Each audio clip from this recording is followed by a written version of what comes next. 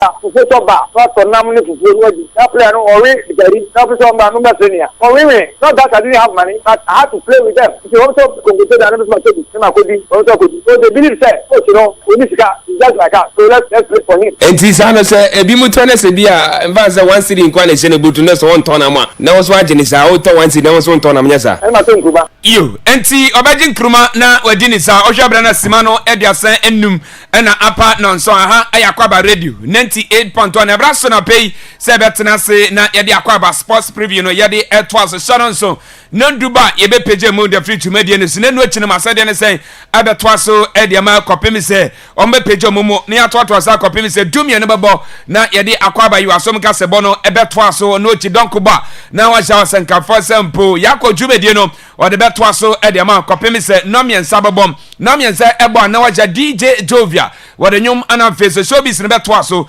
no nsiambo a ne wawram awo peace 104.3 ne akofa nis no ede abra nis ne chino nyumede na kana betwa to so a kopem se ade bechi biom na de asawate no na otimi atipi tanape freunia na kache ne se atena se no no se emfrenu ne se atena se na mfa na fire to Akwaaba radio 98.2 abra team ni nyina yesi inkonya na pene dwumedie no yedi ebra obeko Facebook Akwaaba radio blekum on Facebook no Akwaaba radio blekum sasa Akwaaba 98.1 on Facebook Akwaaba 98.1 on Facebook na Facebook Akwaaba TV on Facebook Akwaaba TV on Facebook anyina ko show no live obenye bia hwe oduwa na wetimi alike ni kama edama oya na waja comments egonomy asha na social na wakana kire onyan so no se ensha sere bia na pay ya betra sen sama hodo a yede be no obenye bia tie no nya bia hwe na watre na adwene kama so etimi ede afa okoye YouTube na Akwaaba 98.1 on YouTube Akwaaba 98.1 ana afa so oko TikTok renso a ene so Akwaaba 98.1 FM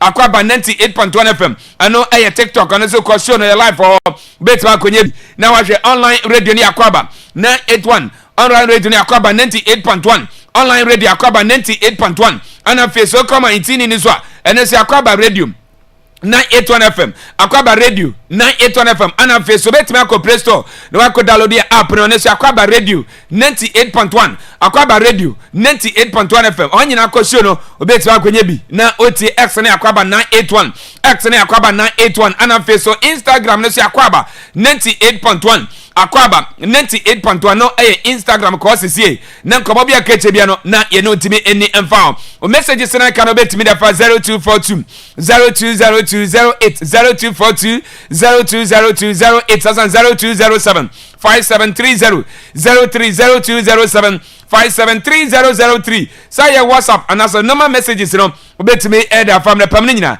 ye bekenkan etimi ede man tim nyina terase ofia se mo so for Mr. Bona ofia sasa na Hussein Adam Zawaham the tactical man Ocean Ben Kwame o me nyina ofia se Richmond na da rometi show no okọ Facebook o na fe social media kan nyina so a obenya bi ahwe na onya bi so tie na so akyere wadwene so etimi ede family edi Kofi Adukpo the tagone ne nsama ho de ebra no Shannon so say akande foni num na World Cup start US of A Canada sasa na Mexico enya samiketwa countries ahodo ayi se World Cup na ko ba 48 countries no mama nyina akodu Mexico sasa na US of Canada ahobo no omda hyehyɛ so ho a yehwe nim se nyame ya adoma 11th June no tournament restart here no metima ko se kama etime de mamo enti Shannon so akande foni num aka 5 days na World Cup na starting international friendly matches no enu apinati me ekoso ene so bi ho omo eba copy on the 10th of June and Sanampom womatimi ejana de tia World Cup no etimi abaso ye de onsem ye de bema ana afeso summer transfer no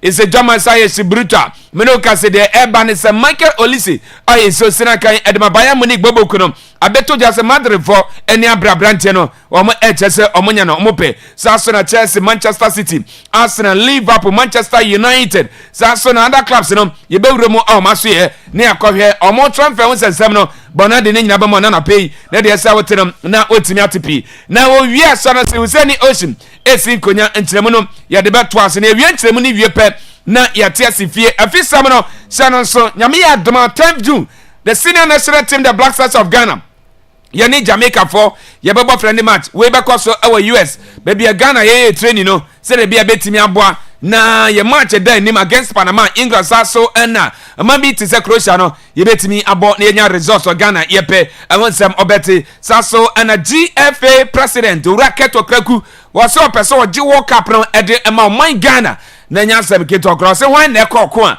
ɔka sɛ kɔn yi sɛ ɔkɔn no okolusu na ɔno kwan bia yi sɛ ɔsɔ fa so sɛ de bɛ Ghana betimi agye World Cup no yɛbɛtimi agye wɔsɛ nya no kreda sɛ ɔno Keto Kreko interfere coaches na ayi so me adwuma de ma national teams no wo me interfere me de se da bibia se ni ho wo mo na ye wo selection na asefo wo no be ho selection bia na match bi e be kwaso Accra Sports Stadium na wanya notifications wanya breaking news no nkɔ ya Blasters starting lineup ni e ho no nso ho mrante a wo mo start se bia wo mo na ye selection se ba coaches no wo se nya sa na se etie ne nyina aye nsama hodo a anɔpɛ ya bɔbɔ ye de ebrew e wa Akwaaba Radio 98.1 nti ene yentena nsam na de aba na fede na mo kamba no ana na pay ya bɔbɔ ne nyina na ye de ebrew e wa Akwaaba Radio 98.1 mo so fo bɔ na tenase Mr. Bonano no amana ne nsam no ode ba na yeba na de aka ne otime ada to aso e de ma ha e ya Akwaaba Radio 98.1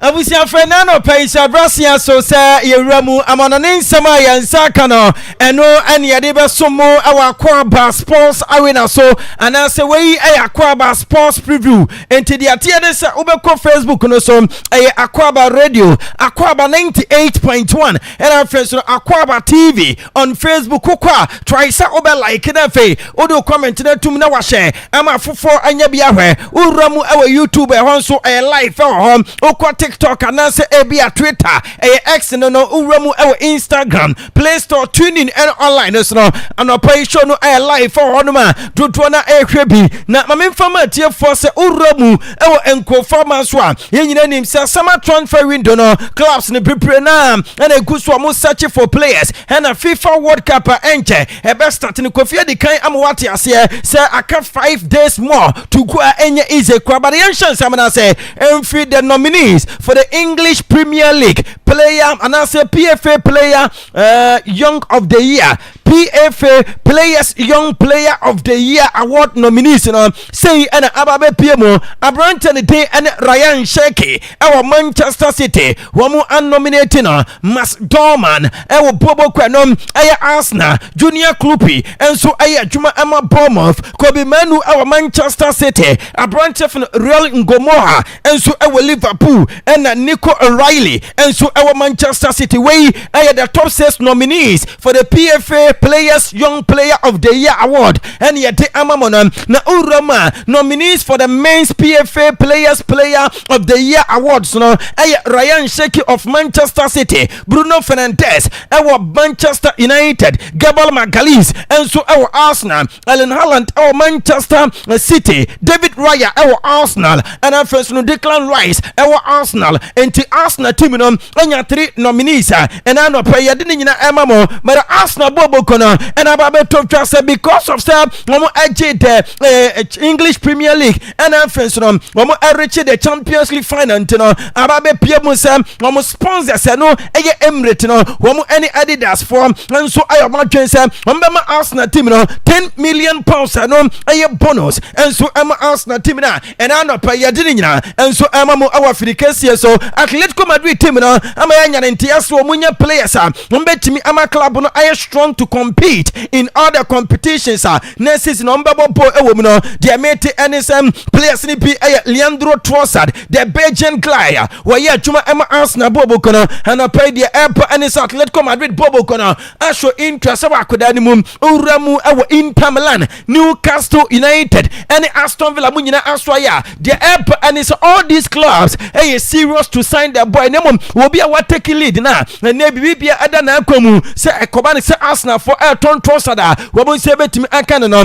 Atletico Madrid bobo kono Victor Manaus enso adwuma ama bobo kwa no Newcastle for Chelsea wo anya akoda na wo pe wo ayoma twensem mbewura mu Spain na Victor Manaus no wo akakofo boy no na fu aba be adwuma ede amwo wo Chelsea Brant no the right and the perfect replacement Emma Anthony Gordon na no mo 80 million euros Emma Barcelona bobo kono na ye ka Newcastle for Sabina Kofi Enra and Andy Robertson so no Tottenham Spurs for a confirm say assign a boy as their player on free transfer from Liverpool no mo we no wo say upness no Marcus Sonensi onu adwuma Emma Bournemouth na Andy Robertson onu new player Emma Tottenham Spurs bobo kono na do no confirmed no uramu ewa Brantona soya where the message kakra Emma Tottenham Spurs supporters na say na nyeje so oba be adwuma Emma womo.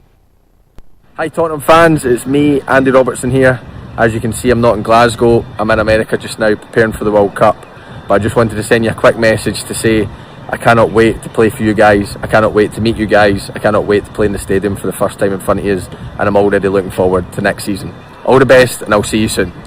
Enti eno the new signee Emma Tottenham Spurs bobo kono Andy Robertson wade eto dwante one Scottish national team no USA mo prepare for the 2026 World Cup be start in 5 days no mara branch no ni statistics say at Queen's Park Rangers 2012-2013 about 43 matches and 2 goals as a defender. Then the United 2013 to 2014 so no about 44 matches and 5 goals womo wokopia mu our whole city 2014 to 2017 115 games 5 goals and Abanton enya after Liverpool 2017 to 2026 Abanton has spent close to 9 years 8 to 9 years about 378 matches and amwabo watimi asha 14 goals uramu our the Scottish national teams 92 games 4 goals say our club level no wapia mu our Tottenham Spurs wo mu aswaye na omu coach ani din and Roberto Di Serbi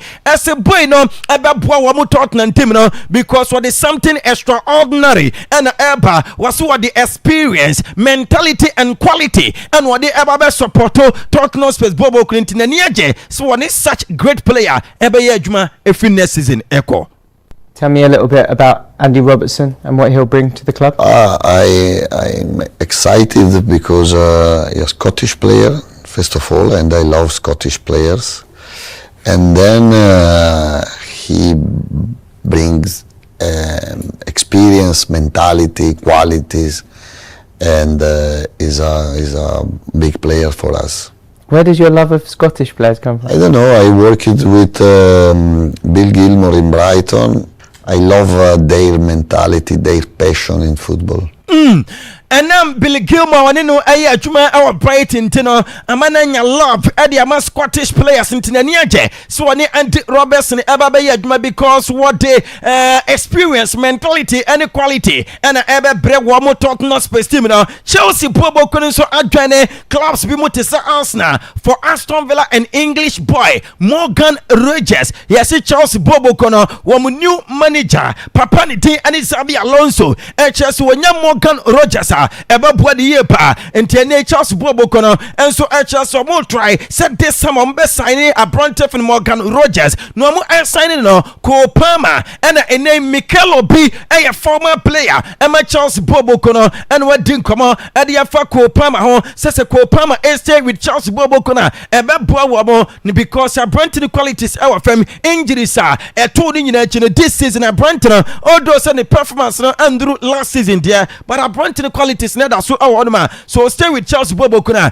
ebe bua Chelsea team ni yepa. Do you think Cole Palmer should stay? Do you think he will stay at Chelsea? Listen, we all love Cole. I think Cole is fantastic. He's a lovely player, great player. I think a lot of people are calling him now one season wonder, but I think it's more than. I think Cole is more than that. He's got a lot of qualities, a lot of abilities, and I just think what has happened in the club for the last 2 seasons, you can see that he's lost a bit of interest. I see that when he plays. I think now he's got a manager that can put his arm around him and get the best out of him. I think that's what he needs. He's our top player, he's our main man, and we should treat him that way. If we can get him to start playing well again, I think the team will start playing well. So let's build the team around Cole. I've said it so many times. He needs to play in his number 10 position. Don't play Cole wide right, wide left. I don't like that. I've said it so many times. To bring out the best out of Cole Palmer, he needs to play in his number 10 role. So let's hope Xabi Alonso can do that and get the best out of him. Eno Sema John Mikel Obi wade eto dwanti number 10 position no Yamako Palmer M1 mni enjai se anytime bia no yade no eda wings wanom na owie no en wo se eniema bebre na ekoso e Chelsea entwa ye wane de wo start ekan ye enye enemu wakansem bebre na e de fi Chelsea wo mu new owners no wakansem e de afom ho ene de Chelsea team na enei e wo honom no ho. What do you think has gone wrong at Chelsea this last year or so? What's gone wrong? Everything. I think obviously the model of the recruitment from the owners hasn't worked. The system hasn't worked clearly, and we can all see it. So I think we just need to go back to basics. We need to go back to what we are, who we are, which is, getting all those young players, experience, bringing in a bit of experience into the team. Mix the team up with youth and experience. I think that's what we need. We need that. We need the players, the young players, to learn from the top players. Obviously, we need characters. We need leaders in the team, and that's what we don't have right now. So, hopefully, the owners can do that this summer. Bring in some top quality players. I think we've got a good manager now. Xabi Alonso, I think, is a young, talented manager. He will bring out the best of this young team. So, and he needs time as well. We need to give him time. So, let's see what happens. But I do think the model didn't work at all, and I'm glad to see that the owners have tried. Now they will try to change it, and hopefully we can get back to who we are. Eno Sama John Mikel Obi wano enso aka efa Charles Boboko no Victor Osimhen player and a pay diamete and se uramu ewo Barcelona wamo aswaya enkofo no aplan is incoming as hours no wamo any abranche no the representatives ebehia na afei wamo adin come for a potential move because wamo hu ne say abranche funu Julian Alvarez wano aye adwuma ema Atletico Madrid no abranche ne move no ebe dempa na say even Kwapon Atletico for Emma go ahead said the transfer money womu expect no womu basa for ebenya womu esuso mutua close to be 75 million pounds or 80 million pounds womu ebenya the Nigerian boy Victor Osimhen enti Barcelona and opay the app and say womu attention nyina no akwakodi Brantford side but enra and Urama La Liga Uramu player of the year award na eko Emma Brantford Lamine Yamal onu aye adwuma Emma Barcelona Boboko no 16 goals, 12 assists, 28 goals contributions in 28 La Liga matches. And our Brantford Lamine Yamal enya the last season wababe the first Catalan footballer ever to be named as La Liga player of the season. And to obia yawuno our Catalan abonten so our Simon Paul our Catalan assaswa wait me agit La Liga player of the year all season award no the odikan Lamine Yamal ebi ensida enti anopai ufri Barca so ye Ekopiemu our the most successful club in the UEFA Champions League and other competitions. And Real Madrid Bobo kuna Kofi ne Nyankoponya Duma preparation eguswa akosesa de baya ochina no mpemfo enso ebewrem presidential elections no akoso between Florentino Perez and Enrique Riquelme na Mr. Riquelme and Kofi Enua enkomodie any campaign message no wade ababetu mu say the manager we want for our Real Madrid project is Georgian club on Monday. If we win the elections, our director Raul will get in touch with Crop Nachasem. Wamu Etwabano Ochina Ewia, Adieche Monday, Wamu sporting director, no Aya Raul no, any Papa Nite, any Georgian club, ni representatives, Eba Kasa, na Kwefi Wamu Kasan Seminar, and Nijina, and a Georgian club, ni agent, and it Enso, and Koski, Eba Monte, Eba Kleniamasem, no Krebia and Nimu, say next week, no, Wamu Aya ready was say, Aya anoint, or just say, Aya anoint, Semponum, Papa Nite, and Riquelme, and in pain for them, and so Eba James say, Wamu Eba Fag Georgian club, or say, it is anointing. He is not planning to return to coaching as a club happy with Red Bull, and no I am Sama, Papa Nite, and Georgian club, ni agent, and so Edia Tuja, na Urama, Riquelme, Eba Kasam, Wamu Eba Kwakofa Georgian club, no, Kofi Madikia Kasani agent, never deny, say a Sambia a shabufu, na Yabekaya, and Chakrapo, and Wakan Sam Efa Ellen Holland, one also the representatives, and in a papa, Ebeli deny, say, and Yamani bin Monoma, a entertaining and Okrabia Enimu, and to Mr. Riquelme, a Camilla, say, and Yamabe, our Odoma, a campaign message, and Okrabia Enimu, but Papa Nite, and if Florentino press in summer, Wakan and Anono, and a free Nura Ebano, a Deja, Europa, Yenim play a crowd, what this 150 million euros, no, Kotono, Kofi, according to Telegraph, Wamusi the mystery player for Florentino press, a press what this 150 million euros, which is 130 million pounds, in this summer, no, a French boy, where ye Juma Emma Bayern Munich in the Bundesliga, where ye Bundesliga player of the year, a branch of the Michael Olise, and according to the Telegraph, and in Central for Bebrina, a reporter Florentino press player now, workers 150 aircraft no, a branch of the Michael Olise. Don't forget, say Michael Olise, no, Nano, and a Papa Nite, and Ulihone, ono enso ayachase president and as chairman will lead Bayern Munich Bobo Kono, Eba Monteba Kase a Brentino, and Yadia Sombetono in this summer, and Yadia's Hurricane so Crapono, Wamo Ebatono, and summer, Nanam from Musa Bassa, and in Madrid for Epa Michael Olise, about 2 weeks ago, and Ulihone, Eba Monte, Eba Claire, SM, and Yadia Sabayan Bobo Kono, Ebatono Bad Coffee for Intino President Wakase, Wabaya Dia, and Naman what the kind of world football mo Cristiano Ronaldo, David Beckham, Zinedine Zidane, Luis Figo, any great players been mo honoma no mo our clubs mo for so yeah assigning one mo kaka eka enti amanfo esu say Florentino press etimi enya Michael Olise ebeka Madrid team no ho a enya Madrid Bobo kono ebenya the best attacking team our world way na tie any say Kylian Mbappe ebedam fifini na Brante Vinicius Junior at the left na fe Michael Olise enso at the right, according to Fabrizio Romano, no, was here Brenton Epaseya, and the new coach, the new manager, Papa Nite Eddie Moreno, and so Ababa attack no, Vinicius Junior, Kylian Mbappe, and Michael Olise. But Assemble Tomu, some Madrid Bobo Kona, and Yabra, one more air ready Musam, one more and Sabaka midfielders, every PSG, Vitinha, and Shaw Neves, and then Anopai, PH for the same, they are not for sale, even Crepono, some Madrid Fono, at 150 million euros bit for these two midfielders now, and Yadiasem, Eberton Wamo, Tiamete, and it's a Juventus Bobo Kono, and so a push for Brahim Diaz, Wamo, and Yakudane Papa Akasa,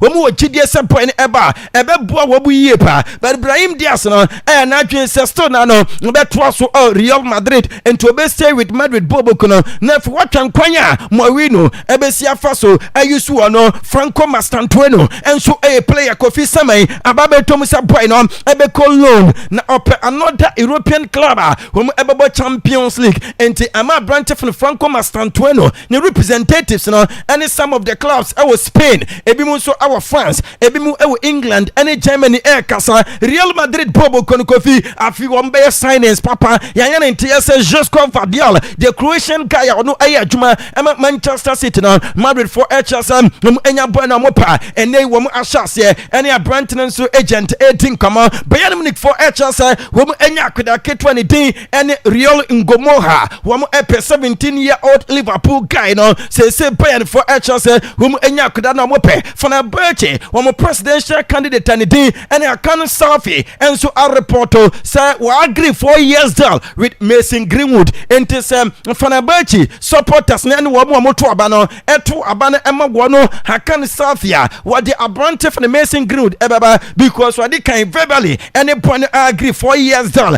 na abrante for the Mason Greenwood no before so about join French club Olympique Marseille no ya adwuma ema Manchester United for aye kokwasa ema boy ede abufo free wonom ekoya ene wo ya adwuma ema Marseille team na we say o can players last season wo perform ya o the abrante for the Mason Greenwood eba kan na Samson na Casemiro so no last season our Manchester United na last season our Manchester United we free wonom say or Brazil for camp one ne representatives ne egu so mudi nkama ema na anu kwa betotwa so bakwa akoye adwuma USA edi ama Inter Miami no ne Messi mu akwakosi akan enra abrante for the Casemiro edi nkama enwa se Manchester United bobo konam no krapa ene se a club a just special mark a club we as football no untimi enka enyi Manchester United emfirimu enyema bebere ekoso awo no ma o abontia o insider no krapa ene se a great club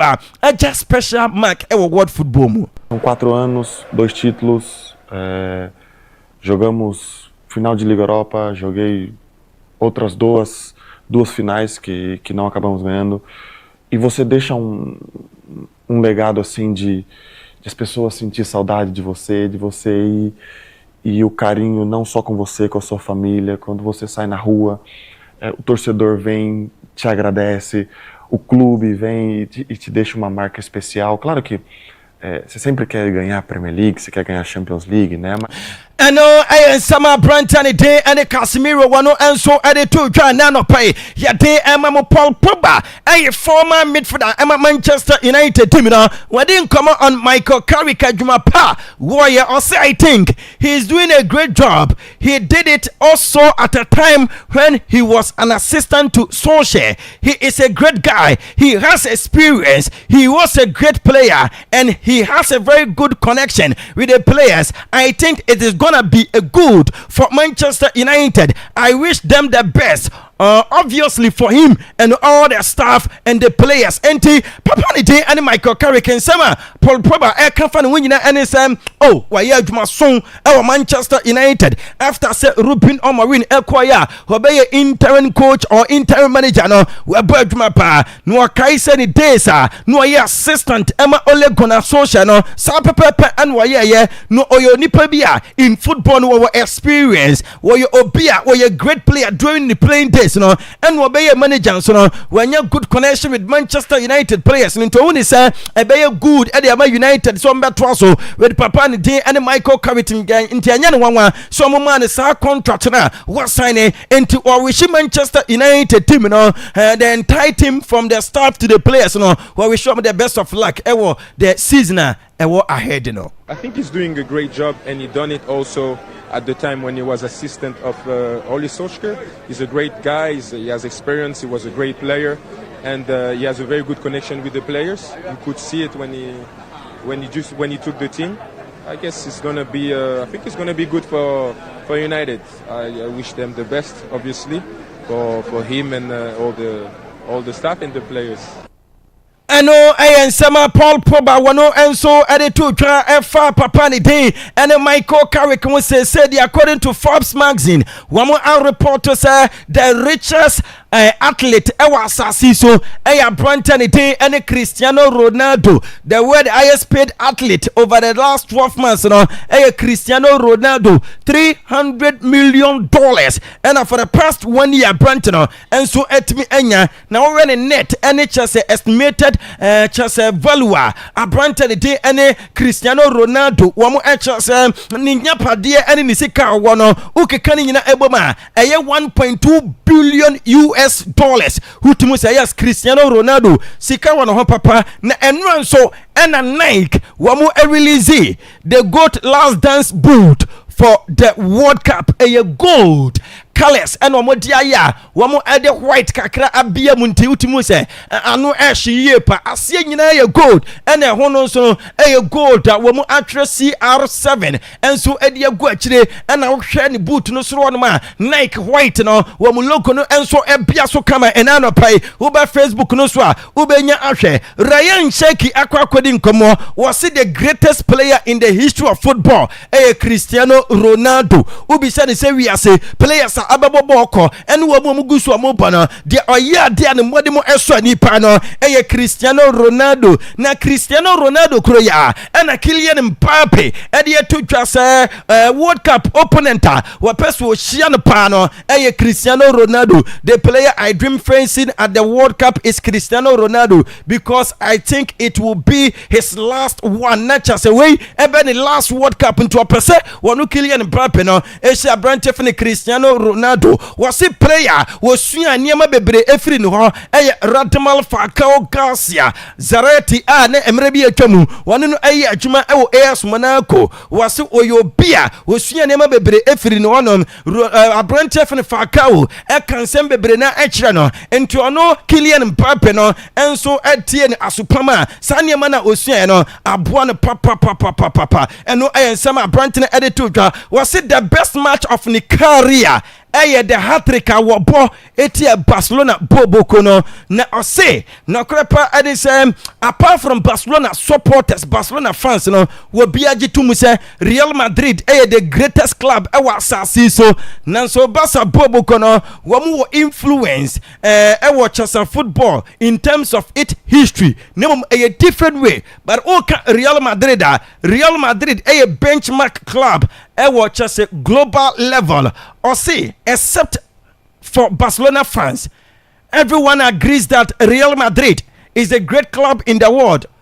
Barca influenced the history of football in a different way, but Madrid is the benchmark club on global level for all the clubs. And no summer and run Tiffany Kylian Mbappe what they are to World Cup I say and what is common USA na sa World Cup and a coffee urama current players are Asia kind and they World Cup will be a washer goes do the World Cup national brand Tiffany Kylian Mbappe Nebra Pain Lennon Messi 13 goals Mbappe at a second one also our 12 and Hurricane name any Cristiano Ronaldo will be a 8-8 and then anopai ye jina so asan ade atomanim say aka 5 days na World Cup na start USA Canada Mexico na chase enye izekra na enra na Ivory Coast wo mo anso ekodru ye na de ate anisa Ivory Coast wo mo touch it down USA no na chase enye izekra enwuma wo mo etono wo mo so wo mo mom na sese no wo mo akodi France so na chase France for ebedi wo mo omayani din any Ivory Coast so but na no match omo boy no ekire se wo mo Ivory Coast for no na akodi France so a enwuma no omo to no ultimu se France friending game omo boy a wo mo win 2-1 etu omo no a boost to confidence pa.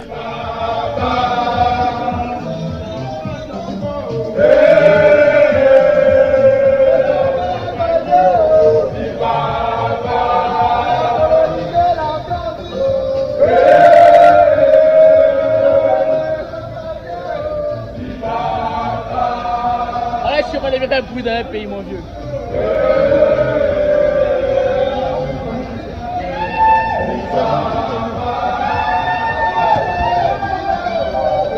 Senti eno Ivory Coast players no touch it down enyuma no mo to na Ghana yen opponent Panama woman so enra de tie ene se plena Panama for free Panama kromo akwa PM USA ko vi wo mo baptize no na chase wo mo board play no asu wo mo fire service for wo mo cars ya enso gumo mo di dum jei ba ko gina ha na ba ko gina ha ena play ni ye se ebuvu akọ ena chase mo bie enso na wo mo go so sometime na players and staff ni nyina play ni ma no wo mo eju mo kwan to ba Facebook no so a wo benya bia hwe this is the timer na Panama Ghana yem first country ye be show mu World Cup na se no ye si fa so ejo mo kwan. Tiran el primer chorro de agua y nos preparamos para este instante. Vendrá en breve también el otro momento cuando pase. Y ahí está el segundo chorro de agua. Se bautiza el avión de la selección de Panamá para que vaya con mucha alegría, con entusiasmo, con la adrenalina puesta a 1000 para que pueda viajar y alcanzar por fin la victoria aquí en el aeropuerto internacional de Tocumen. Es el momento que estábamos esperando, Panamá. Es el momento. Commentator de ase Kofi Tago gina brekum Chelsea. Wa mama Chelsea. Chelsea for Erwin no ultimu say yes. Commentator we there what Kofi Tago yasa pa. Na Chelsea je ise kwa. But the no so no arawosem. And it's a branch for the Carlinat. And with the diamond shaft of Germany ahead of one last Chelsea preparation game. And I said training at one more no Kofi and around 7 branch na injury. I say no, we withdraw from the World Cup squad. Julian Gosman, Ete Eko, na the mate any Sir Asan or Drago, any yo beer, likely say we be replace a branch of the calling out. Na yenko USA, ni yenko no agent national team in Wamuso, Eko Kodu Nano, no mu Kodu Kofi, and training. And we are bogede, and Kofonu Timus Wamu, Chirwamo. But a reporter yet and say I said the Norwegian national team in there we are adjusted to the weather kakra as compared to England for and one woman air taste no enti no way for no Kofi awiane elbo wo bre nanso we Haaland demo NHS say other guys mumuti say Alexander Solotomo training no mo ye na Kofi bibia say as times goes on we betimi adjust na England for wo hu AD because of weather na nunti Ghana e begina so aswo mo no Kofi wo ma brand tef Konza and so akasa edia fa heat no ho so woni say heat way anywhere than no any problem and answer an excuse wo mo I don't think it will be a problem for us. We have to get used to it very quickly. Nature say I was toto niema na fe womutimi adjust to say they say urama the Norwegian national team no and so adjust to the weather. Most of our players were not used to playing in this kind of heat, but we're training out here now for the next 2 weeks. We've got to get used to it very quickly. I don't think it will be a problem for us. But yeah, of course, you want to control every game that you play. And for us, that's something that we're going to try and do, no matter who we're playing. So yeah, control is something that we want to have. And we've got the players to do that. Can you give us a sense of how much and the type of work you're doing behind the scenes when it comes to recovery after every time you go out there in the heat? Yeah, we've got a lot of stuff at the facilities for us to recover, Normatex, ice baths. So yeah, we're in a good place. We've got a lot of stuff that can help us recover really quick and.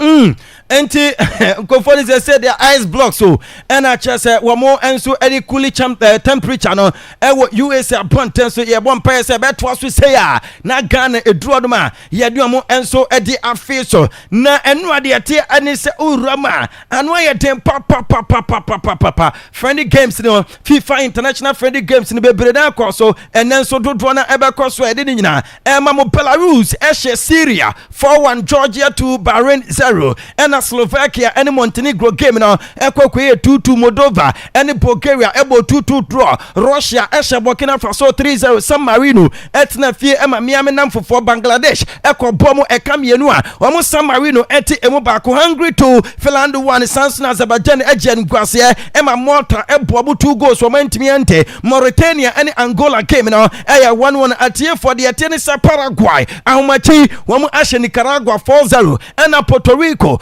so Atlanum am Saudi Arabia akwa shomo 3-0 Canada and Republic of Ireland game no aya 1-1 and Anajuya Peru and so akwa Haiti 2-1 ya de emamo 10 a.m. anopai Jamaica the Reggae Boys Miami namfo no wamani South Africa Ghana fatam for ebebo Sansona my team no wamu any guam for ebo 11:30 Belgium the Red Devils 1 p.m. wamu any Tunisia the same time Lithuania and Latvia ebabo Armenia 2 p.m. no wɔn ne Kazakhstan Asia Kyrgyzstan and Palestine ebabo 2:30 Estonia ebetwɛn Faroe Island ɛkɔ 3 p.m. the same time Malawi and Ethiopia ebabo na afei Comoros Island wɔn and Rwanda 4 p.m. Sierra Leone and Liberia ɛnso ebabo 4 p.m. na afei 5:45 no Portugal Ronaldo mo Rafaelio Vitinha Abrante de day and João Neves mo wɔn ɛnso ebɛhyia Chile 5:45 and the same time Romania and Wolves ebabo Albania and Luxembourg ebo 6 p.m. na afei the big game na akɔso 6:30 USA and Germany and ebɛhyia Ghana yɛn opponent Panama wɔn and Bosnia and Herzegovina and ebo 7 p.m. na afei Switzerland on Australia akɔhyia Bolivia minor wɔn and Scotland ebo 8 p.m. na afei Cape and Bermuda and so about the same time England and wɔn and New Zealand our friendly game ebo 8 p.m. afei Qatar and El Salvador and about the same time na afei 10 p.m. Brazil de Seleção and the Pharaohs of Egypt and so Akwaaba afei 10 p.m. Chrono Turkey and Venezuela ebɛhyia na Argentina ɔkyena ahomakye 12 a.m. ɔmo and Honduras ebɛbɔ na Kofi wan sɛ Ghana wɔ ho ɛnwom deɛ bebree na ɛna sesei dodoɔ na ɛbɔ Grace Ashe ɛde bi atumu Kofi Kenyatta sanso na kwabɔ mu nyinaa abɔ but the English version of Ghana yan World Cup song no Kofi aba mountain ɛno nso ɛde papa we deɛ obi ɔte borɔfo bia etie obo say yes ɛnwom no ɛde pa especially other countries na wo mu eni anom na Ghana new song no enye easy kra. Let's go Ghana, let's go Ghana, let's go.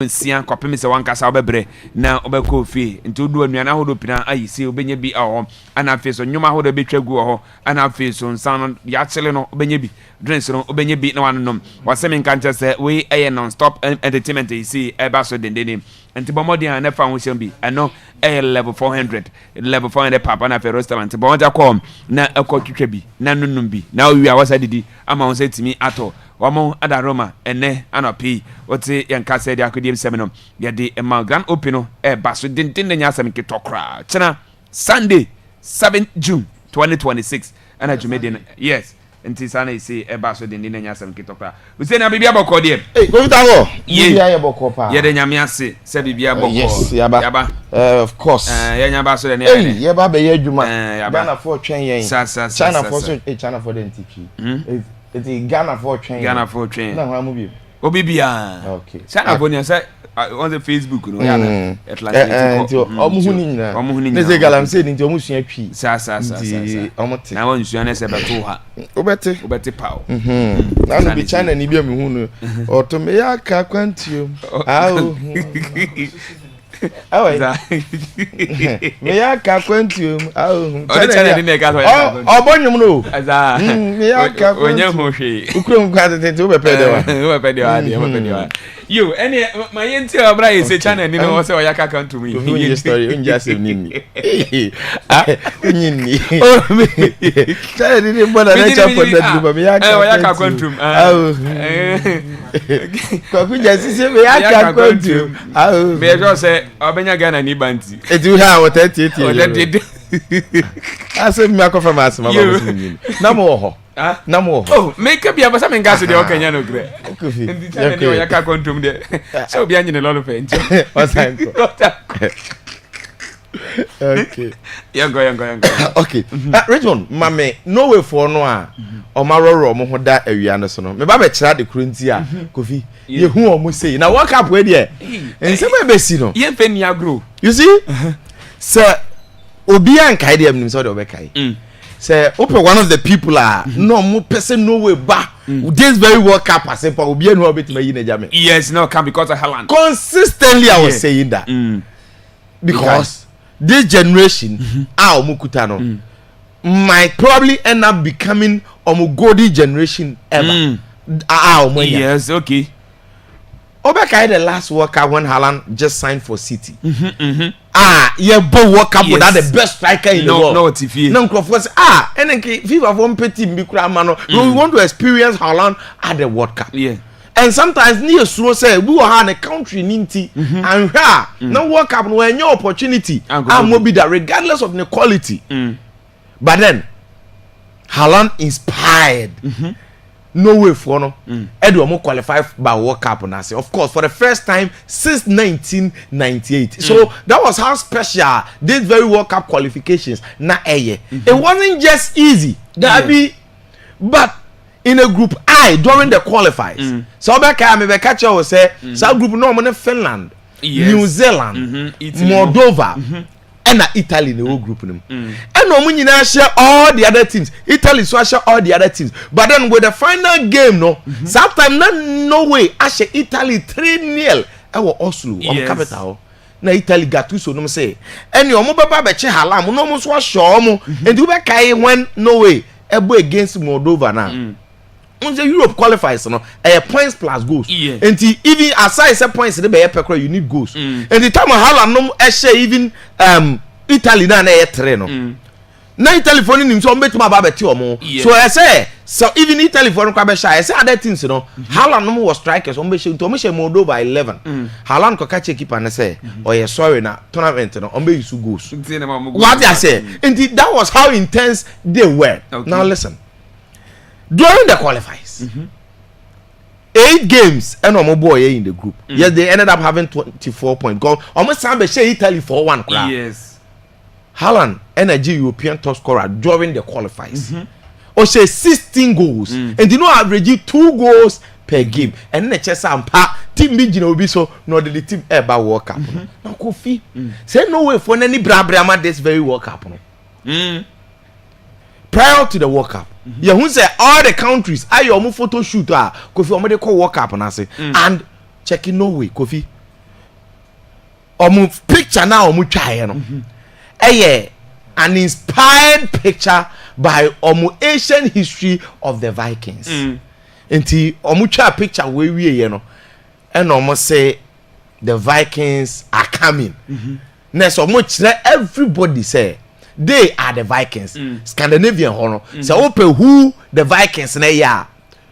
Of course, we know their history. And the Viking story that inspired this picture no, is very good and relatable to the World Cup story. Why? Because Kofi, if you understand the Vikings, of course, the movie crime making it popular. Moving also the Vikings. Lead actor Ragnar Lothbrok and Nadam for Flocky. In fact, what are Vikings be ever Lothbrok no were fighter. A warriors. In fact, a sea warriors. Because Scandinavian hono. Awo because in fact this very shoot travel the shores of Oslo Forge, one of the famous rivers I war Norway. Obi onim Norway. In fact can say ska wo ho nyina no saka sa ho. And yes, when it comes to US we are not airborne. Yeah, who England or Teso, other countries air Teso, but if you know Norway for any war country you know say omo best of far more and they are saying other countries now relatively we are Taiwan. And yes, so they have to recreate something and it will make them unique. But the Erling Haaland and Martin Odegaard. And my catch was no more sea warriors. And on my sitting no baby identify they fight and then they win. No matter now. What I say?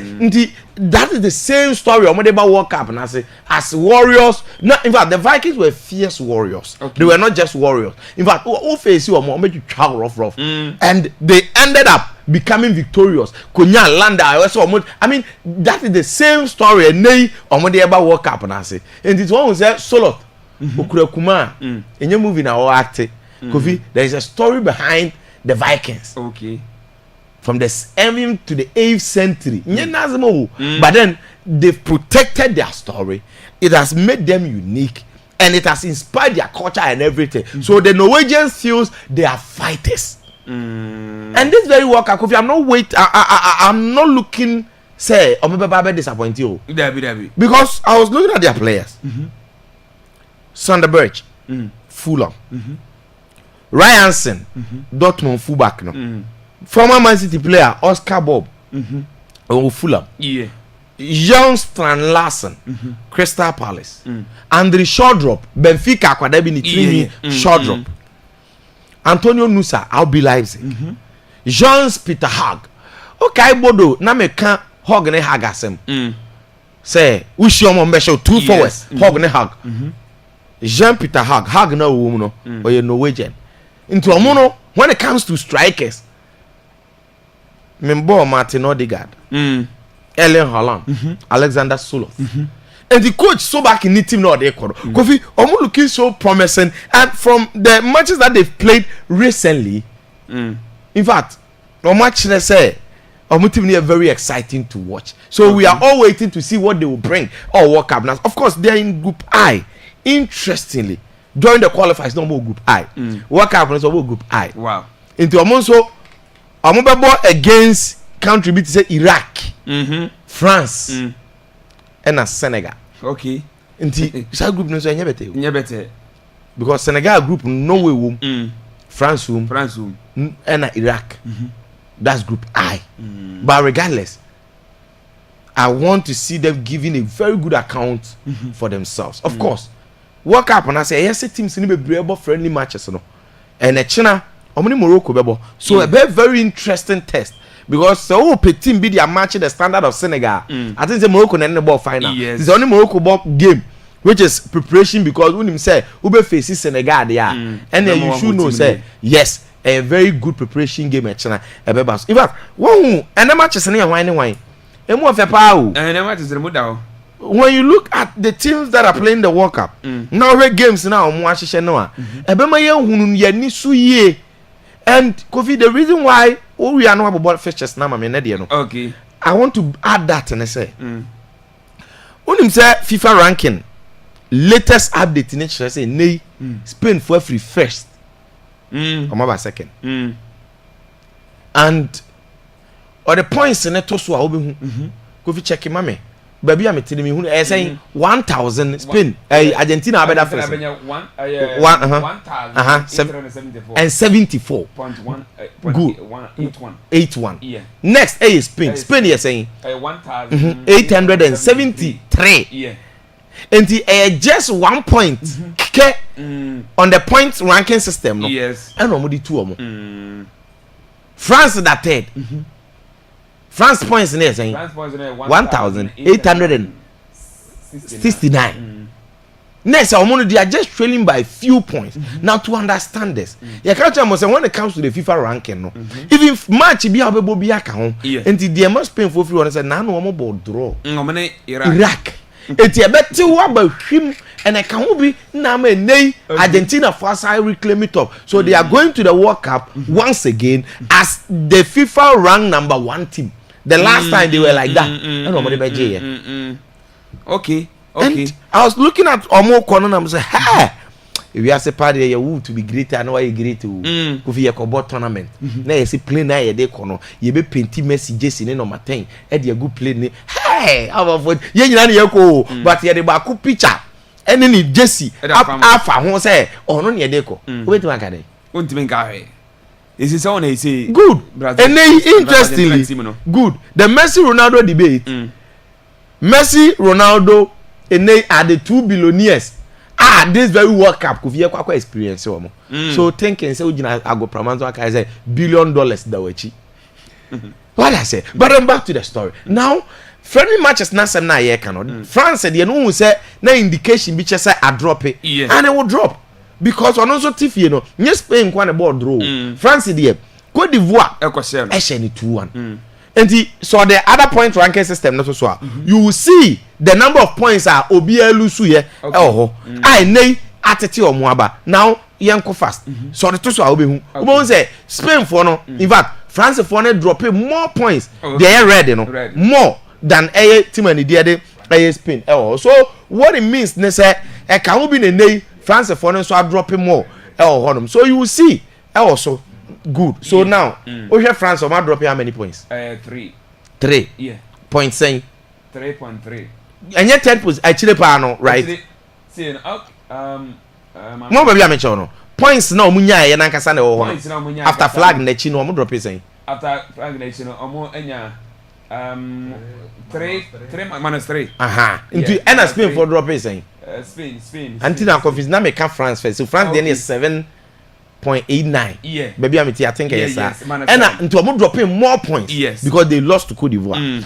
and Spain dropping how many points minus 3 points saying 0.38 good so you understand say on ball draw France for no dey minus 7 and because on no lose here and automatically that's how the point ranking system works and the latest FIFA ranking no and Argentina is number 1 Spain is number 2 France is number 3 England number 4 where number 5 Portugal and San Brazil about number 6 now Morocco that's 7 yes we've seen countries I think Ghana yaba saying 8 that I've forgotten yes but I mean to be 8th next 7th now we're just behind Brazil now you're above Netherlands Belgium were consistently were number 2 near there and in fact Morocco for no on my idea Senegal so bad but then Morocco for no inside the top 10 Kofi yes this FIFA ranking system no tells me a lot particularly plus the friendly games no yabo so far I think said the end run America with England no this very World Cup we might experience shocks and wonders we've never seen our recent World Cup history because for the first time in so many years I think that looking at ball no other teams in air ball other teams are shown up other nationals any place now on my no Kofi a lot of shocks basi and I think it is likely not going to be the famous number 1 for no number 2 for no and then number 3 for no because even Spain cry here talk to as one of the favorites so I'm betting me aje World Cup no we've seen the issues that I'm confronted with a lot of their players are injured and they've not recovered Lamine Yamal kan Nico Williams kakra Rodri I mean famously majority of their boys and it is affecting say the new talk to omo after winning the Euro say omo and the main guys and confusus on Beje World Cup no yes it doesn't mean say omo ntimi nkoye bibi and I say eventually ended up not winning but for now they will have to deal with all those injury concerns and sana ometima ye bibi at this very World Cup omaye so there is huge pressure on Luis de la Fuente now the other teams I tell you meaning say from the South America what there country be to say Spain sorry Argentina yeah. Brazil are always the countries that when it come to the World Cup we look up to but I think the shocks beba World Cup we come from Africa yes the shocks beba pa because I was watching Ghana and Germany minimum mo hwe DSTV so mo ye wie dia na ye hwe sisi ye kofta go adeba kwa me hu gone the days with the African teams at the World Cup hey hu pa ni olele easy ball be che no ehu o se abone nsa sabo metri me nsa ba kokra utimi se ehu aye ne ma se twom but no it is never going to be like that over the way Morocco any others ni tijina Senegal ni England amu tijina Cote d'Ivoire any other countries you know Kofi I'm telling you the African teams are not going to play with fear again they are going to play some kobo and they know some between no mabo and I think it is going to take away a lot of the first advantage when you see say African team be a World Cup no nya draw cranas when you know it is going to be different the story of Cameroon Eshe Brazil original antama mencha yesi okutwa so nim say Cameroon and Brazil they will be twa ma hwan o be twa ma anyansa ni fast or the gusoro wedi ohu ya say Abubakar them oh the say this very World Cup no Kofi I am expecting shocks be free Africa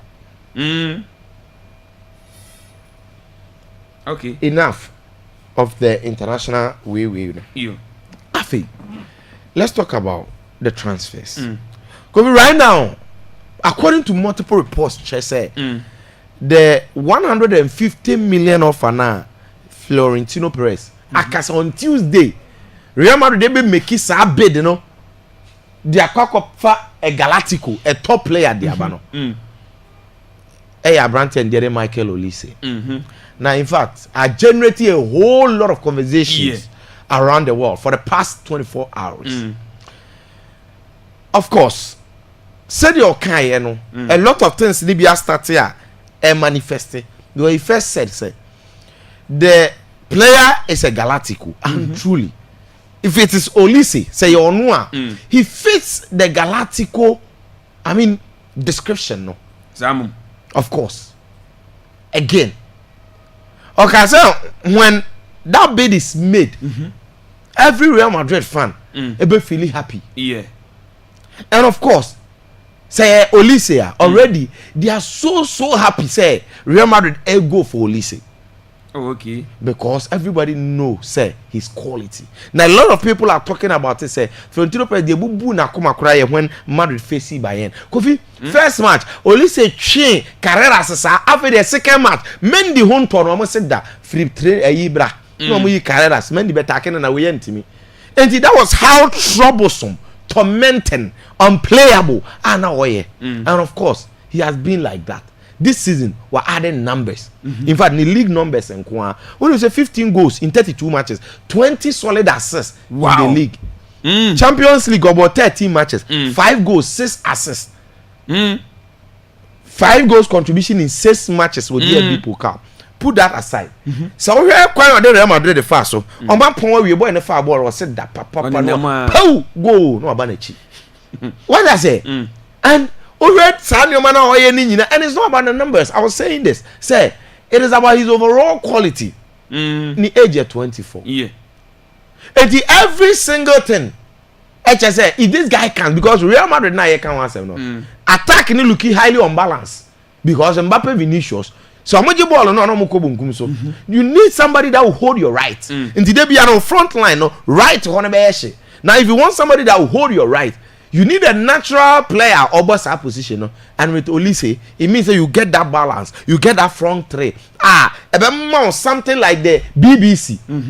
And Sebasa, possible. We be VMO. Okay. Vinicius, Mbappe, Olise. Okay.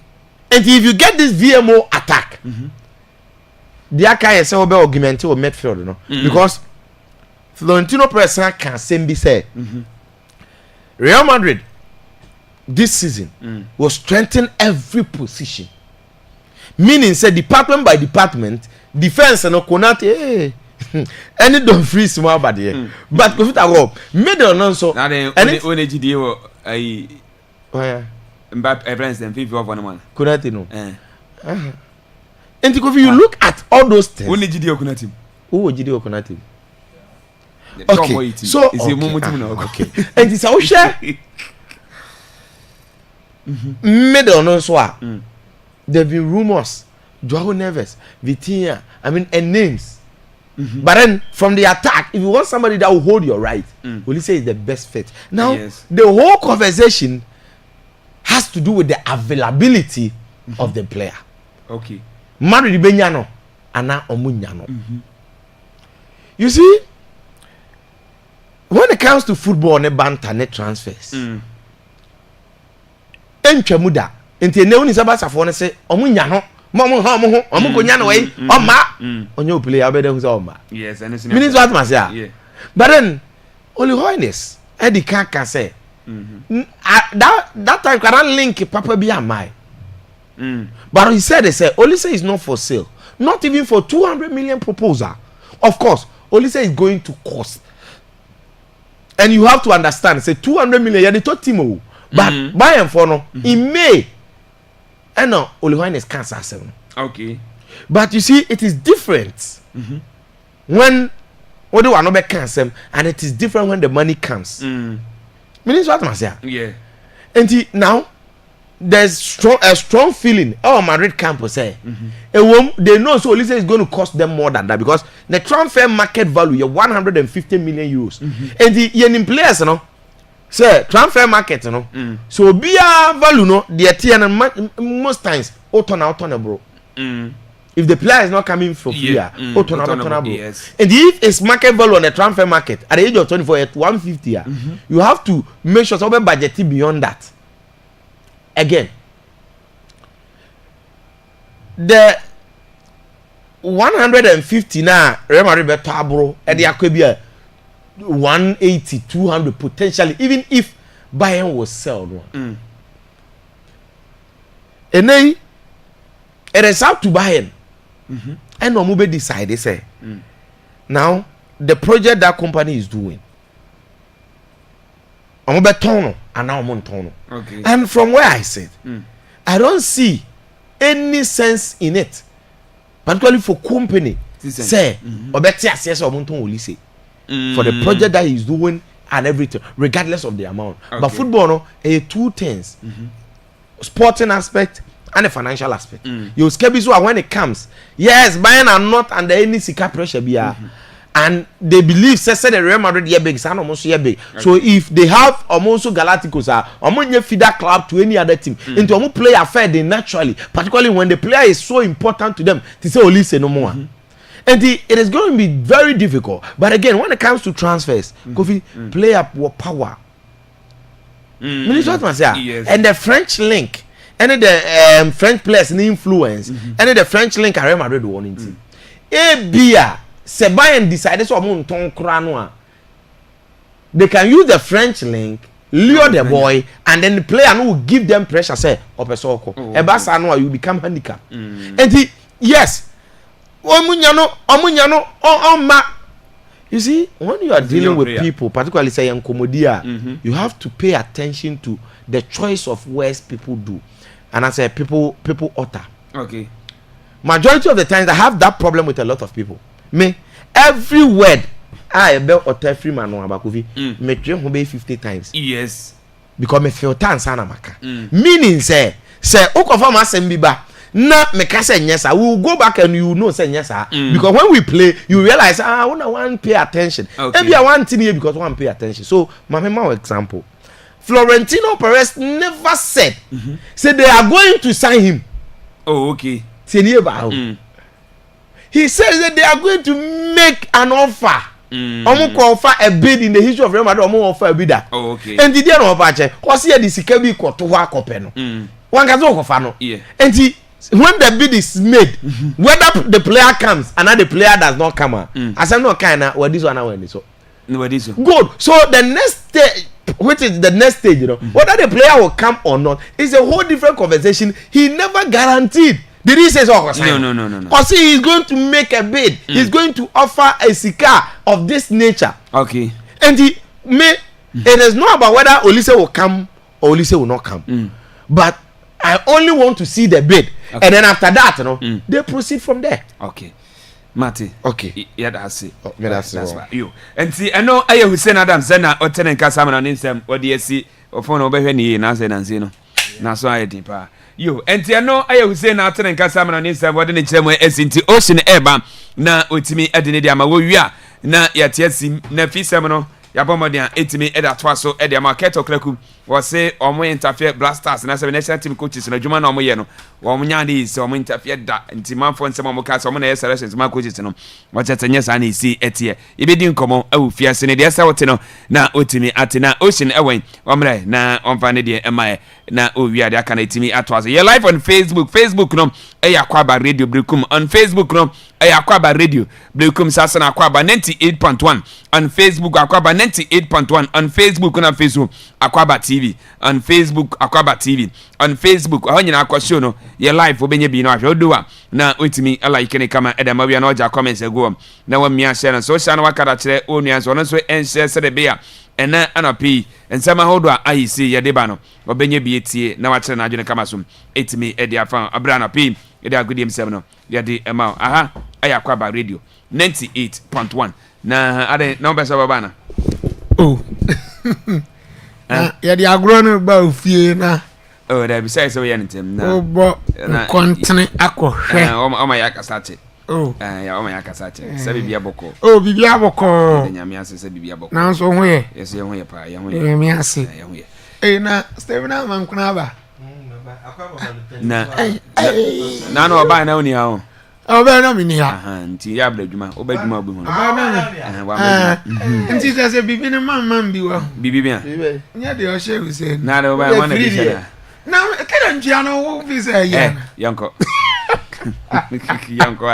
yanko kobi ye ye tiefo ye eja na shewa na o receive ko bi o je na ko no zina hunya papa we wanja ka fa no pe be hu yanko obwa ama dabi yanko ye Real Madrid presidential race no Kofi a hit up enya easy uko Spain Madrid krono so wa jadam na say the obvious competition no between Enrique Riquelme and Florentino Perez. Yabato about Sunday 7th June. In the Sunday in Yebehu, Florentino Perez ever retaining his seat.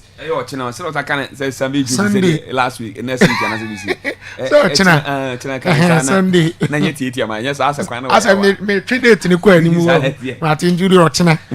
Now, Coffee update in Sunday, NLP during campaign, 2 candidates in the area. Now, Coffee for the first time, and on record, Florentino Perez status and a new reign. Real Madrid Bobo Kuonum is being challenged. And he kakra because Florentino Perez they see him to be more or less a demigod or Real Madrid Bobo Kuonum. And he so touching his status Grofo be shase ahwe mienu. Okay. And ayedo do na nwa say 37-year-old Enrique Riquelme akodina ne papa 79-year-old animu a all challenging himself person ye de otuno. Now Kofi Real Madrid members number to abandon socials no 98,000. na 98,000 na Kofi ombeto aba no omu nyina nya opportunity ehia two candidate we ama obia de na no disem aba betudwa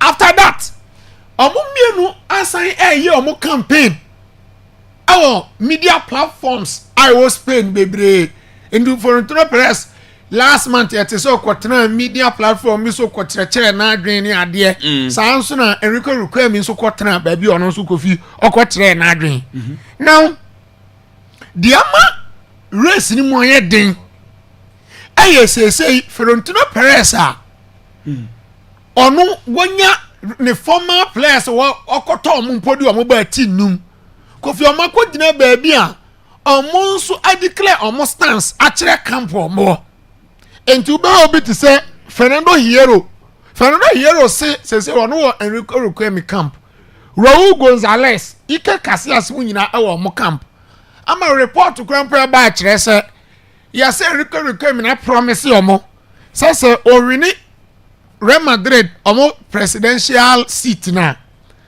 oye Raul oye no as sporting director oye Fernando Hierro sporting director no oye Raul oye Raul nkola ni coach Casillas de wan shadam fan a define role anya den ama metuga that is the promise out there ama omo now say acquire the battle of promises between the two obvious candidates and they the athlete Jose Mourinho na announcement ne say Enrico requirement say so already akonwa no a ono or prefer club because Mourinho no a cake type of coach and on Real Madrid team no and of Florentino Perez so prefer Jose Mourinho so be Sandra den Aba now Enrico requirement question socials no boss say so mo to aba no man no be Real Madrid man pani ana president Real Madrid president yeah one day after say the club ban wa promise your club no or the Haaland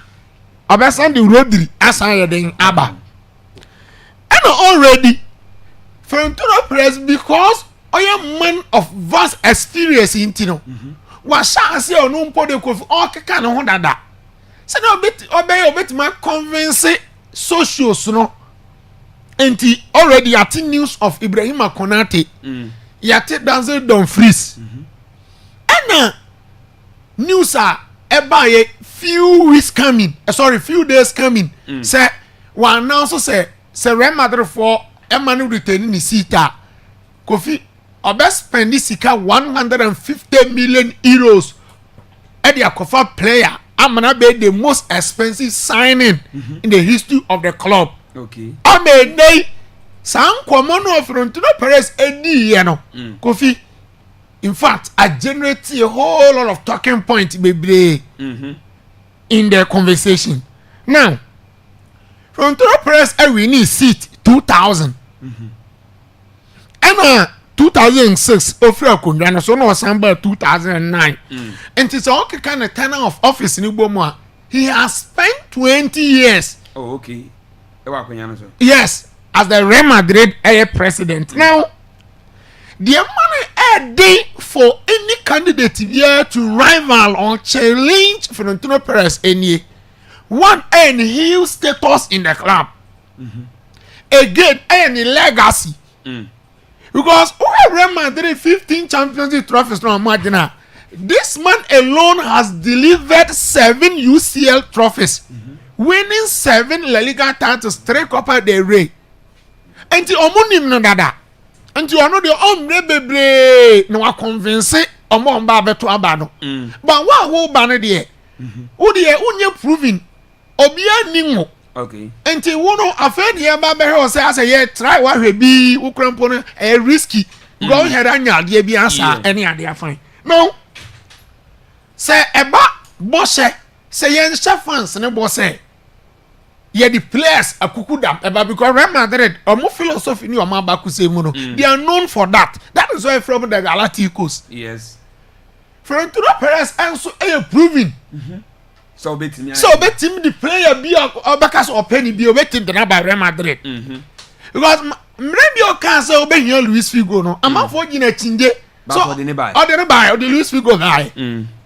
at a point where people even so Florentino Perez have promised and say I agree na no di. Well, oh call betterest rivals fi akofa na kokọ bedia. Enya sanketwa. Yes. Again, o promise o Zidane, o Zidane, Luis Figo, mekana sem Beckham. Even Kylian Mbappe. One of the most difficult transfers ever in football history. Mbappe the ena can be. Madrid did cheer for more than 4 seasons finally. Or the branch here the ever. Yeah. And from every angle, be able to analyze promises now. 2 candidates in Edison Real Madrid. Socials, you know. Florentino Perez then will be more convinced as compared to Enrique Mediano. But you see, where Aqualani is stubborn. Or my papa no tough time. It is hardly you are going to see Florentino Perez or Casa. But Aqualana force papa na my papa na Casa. Casa. Or calling for debate. I'm a Florentino Perez say on the only abofraki to be MQ debate. No nkwe. Debbie, I say only abofraki to be MQ debate. I don't know. Because who say baby or no level no one baby or no drew no. And ya fe no be ma kwan ma kwala bia di ni din abeje fans. Any ade enti ono de also nye debate. E ma na no kwan Kofi 12 May, exactly 12 May oko one of the Spanish media platforms so koka say Centrofo binum epese omo di ni rain Real Madrid ebe awiye. Mama kwan ma nkwala nkiti bi challenge no. Okay. Centrophobia man could have been more opportunity platform on Betnasia or Monsu to be man or no Florentino Perez. So which means the man is gradually feeling the heat power. Now Kofi, the makers and you me a stubborn or her papa nini. So hey baby, walk in the campaign in the counter argument papa Eddie and I say young man no Eddie 8 year Florentino Perez na emu. And it is more or less convincing. Say, yeah, Florentino Perez need any day 1 year and ye be jinaswa anka this 37-year-old Enrique Ruquemino on the biggest test for Florentino Perez during the 20-year reign as the president for Real Madrid. If you say one, and now campaigner okoye any interview okoye no El Himogiro channel no so no. Or see Real Madrid idea say omo ti Super League omo join Super League you know. Club no. Oh okay. Enti mo ntena on hwe Emma Florentino Perez for Real Madrid enkobo Super League. The status of the club bafom. Again owe no or see for the first time in the 124-year history of Real Madrid Bobokuno, Florentino Perez last season oton 10% shares or floated 10% shares. Ebinsi da president bia ni wo from Santiago Bernabeu time. Ebe say the president bia no Real Madrid abakuze wa be sade no. Florentino Perez na be. Ti say o man we ni ya. Obeye niama bi asai abakosema Real Madrid team na ye ayeden ede ato. Again, osa accuse Florentino Perez say oye autocratic leader. Because ye dia konwan man no. Wa chiachia niama bi akwa niama bi am na be situ ni means amenei obi obeyi ni ti say obe contest on Florentino Perez no e man ye din for nipa no. Okay. Enti Florentino Perez more or less a dictator and autocratic leader. Or the autocratic style and run Real Madrid. Enti socials no muhwe ni ye because answer say ubetuna contest for Real Madrid presidency no. Tago also ye member for not less than 20 years. And say what me? Yes. To say Brekun Chelsea who be president. This all be registered member 20 years. And say bia what me yes for our positions. So which means Enrique Ruquem is 37 years until I am member of Real Madrid 17 years. Again, Kofi also usanya coratra of 15% in Real Madrid annual budget. Unya BBDC ho. They are worth 15% of Real Madrid budget we on for every season. Okay. Enti and require me train or madri so say papa no de autocratic style bi and wo ye say na be ya obia enti me contest na na say Kofi obe shut down rival and competitors among so interest or Real Madrid presidency no. Oh, okay. And that is the conversation akoso enra any ade to Kofi mu ayede but you see me and they boss no mo ko bona bisame I will say Florentino Perez stands a very brighter chance to retain the seat. It's a box. Oh yes, or a favorite. By about I about to. They still are on to you. Yes, or a favorite. Yes, or still Florentino Perez a favorite to retain the seat. Oh, okay. Or a favorite. But see, the amount respect and requirement in Kofi. The young man is very, very smart, very intelligent guy. The OE for the future. I am very young, more years, 8 on him. And the attention and the goodwill of the socials. On him, power professor about to away, no. The chances are to be near 5% on him. On him, so to me, okay. But what can be at work for that? For the press, Kofi, how many years nobody be? Or 79 years. Until how many years no be spend on Real Madrid presidency akonya so enti onim say obeko enti okwa umpo wadi kan ba be contest bi pen because of Florentino Perez the full steps no so Florentino Perez before Kofi win seat no in 2000 no or started contesting from 1995 and finally 2000 oba win Real Madrid akonya no. And this Enrique Requemi man, or a very, very smart guy, very smart move. And I could feel then why you know that chance in tea. And I because that is the update. I want Real Madrid for more presidential race in the more Yamia Mochina.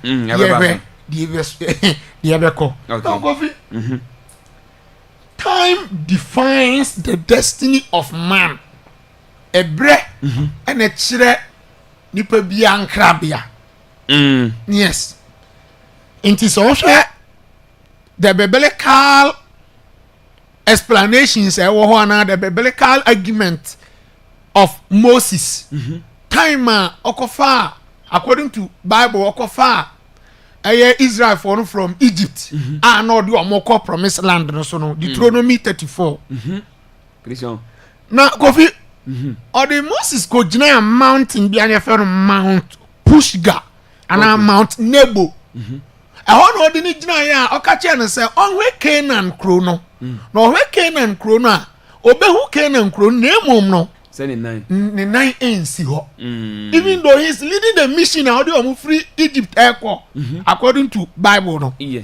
Name on Nyadi or no ankasa personally as a leader no the Israel for no kono. Nyadi and the 9 bed ABC ho. No Kofi nkoma mi di tintini ni tie gina no abrante fan Carl Lanet. The young German prodigy. The talented 18-year-old Bayern Munich winger. And no Kofi breaking news about Abontene say Abrante is being ruled out emphatically from this FIFA World Cup because of injury. Now Kofi 14 June year Germany about the first game against Curaçao. So in less than a week, another for a week, Germany have about the first match. Germany for Group E, Omone, Cote d'Ivoire, Ecuador, and a Curaçao. And to where Bizarre say, Obia Kofi part of the national team. Our more could do America home for a man starting preparation of Muye training ahead of the World Cup. In less than Kofi a week, another for a week, all about the first game. Finally, I see injury when not muzzle tear. Into your unit in every squad, the Numazea, the Abrante fan Asan or Drago or about Red Bull Lazak and a very place, Carl Lanet. I don't tell Koma, boy, and Eddie, and Koma from the camper, before I had broken. I am very disappointed. Wakwako drew ho. Yes, I want Kobio. Nanya who came now. But in the 9 men, see ho. And one of the brightest talent Europa. Kofi Ombe revelation our tournament to Yakof won to many players of 5 in Jabrante. Yes. oni ball ni na bonku ni adwuma oni ball bo papa Kala net but Kofi destiny there destiny say who mobi yes what is meant to happen will definitely happen. Yes. What is not meant to happen, see that. And to me, I don't force things. I don't force things. It is why I say, but I don't force things. They be see no ever see. Yeah. Ube kwa koduru opa. Mimi ni mobi akofi. Also person kwa brochiri. O teacher ni o. O bre kofi ye tuto mo final odu UK no. Airport wo ye ba be hia no ye de ni funu ne koe. Wow. Ndi ne shebran so onkwa brochiri. Yeah bi. Nye so obekọ so a onye duro pe ese okọ. So okọ. Obekọ abekọ nkwa ye dey. Onko. Ndi Kofi the destiny of man dey ye mre na be kire injuries nso occupational hazard. E ka ho po e ka ye ho. Ndi a very disappointing moment for Abrante Feno Carl Laret. Okay. Now Kofi mathematician be a friend Joachim Clement. Na Joachim Clement Germany ni. Ana Kofi odi shocking revelations. In fact, serious revelations pa na predictions are emu rem hu ababeto abonten. About the About World Cup. Samum. Yes. What's more rem? More who shocking oh. Say Africa can see be na beji ana say. There be na say move. I say Brazil ebe free round of 32. In the group really o qualify. Yes, Japan ebe you am. Na dey only Japan be jan. I say on the new revelations are we no so mbaka ko share Japan. Japan you am. Okay. I know we no say Argentina na the only South American team will do quarter final. Defending champions also new final. Okay. No. Two nations wey na be final of the FIFA World Cup, Portugal and Netherlands. Netherlands. Where you France and Spain? For you omunyina gunchen. Favorite ni nyina Ghana de mama no ho. Where you favorite ni nyina gunchen o Kofi aden mu adene. There be say or say yi chira na. And yi chira na mom no Kofi. You na yi gunchen. On say. Anka I will not waste time to discuss. Yeah. I saw story about beto amontin na mom no. Joaquin Clement no. Or proving. Why you be my number one? The last 3 FIFA World Cup were predicted winner no ni nyina esi. Okay. In 2014, Joaquin Clement can say Germany na beje. Germany je. In 2018 okasa France ebeje. France je. And in 2022, according to reports okasa Argentina na beje. Argentina je. Nti de why be da no. Ko so ba bonte no osambe kasa ase we a. Then yentimi hwe han mu ya ni ngu na asem no so na ma de na de ayehu no and you see World Cup way me I prefer on me to say Spain Portugal France Germany sanka ba ko na enji okay and to predator is Portugal and Netherlands I'm never call finance. One chere de obeje. Also Netherlands na beje. Sir. Yes. Unse ko fi Netherlands de ncham person Netherlands. Mene ne ya adwen say Netherlands de trophy anka be mede. Ene say. Ko fi o ka nation ba ko a wonya heartbreak and disappointment e wo ka baba ku say mu Netherlands. Yes, omo kan bi. Omo na lose most finals. In 1974, they lost to West Germany. Okay.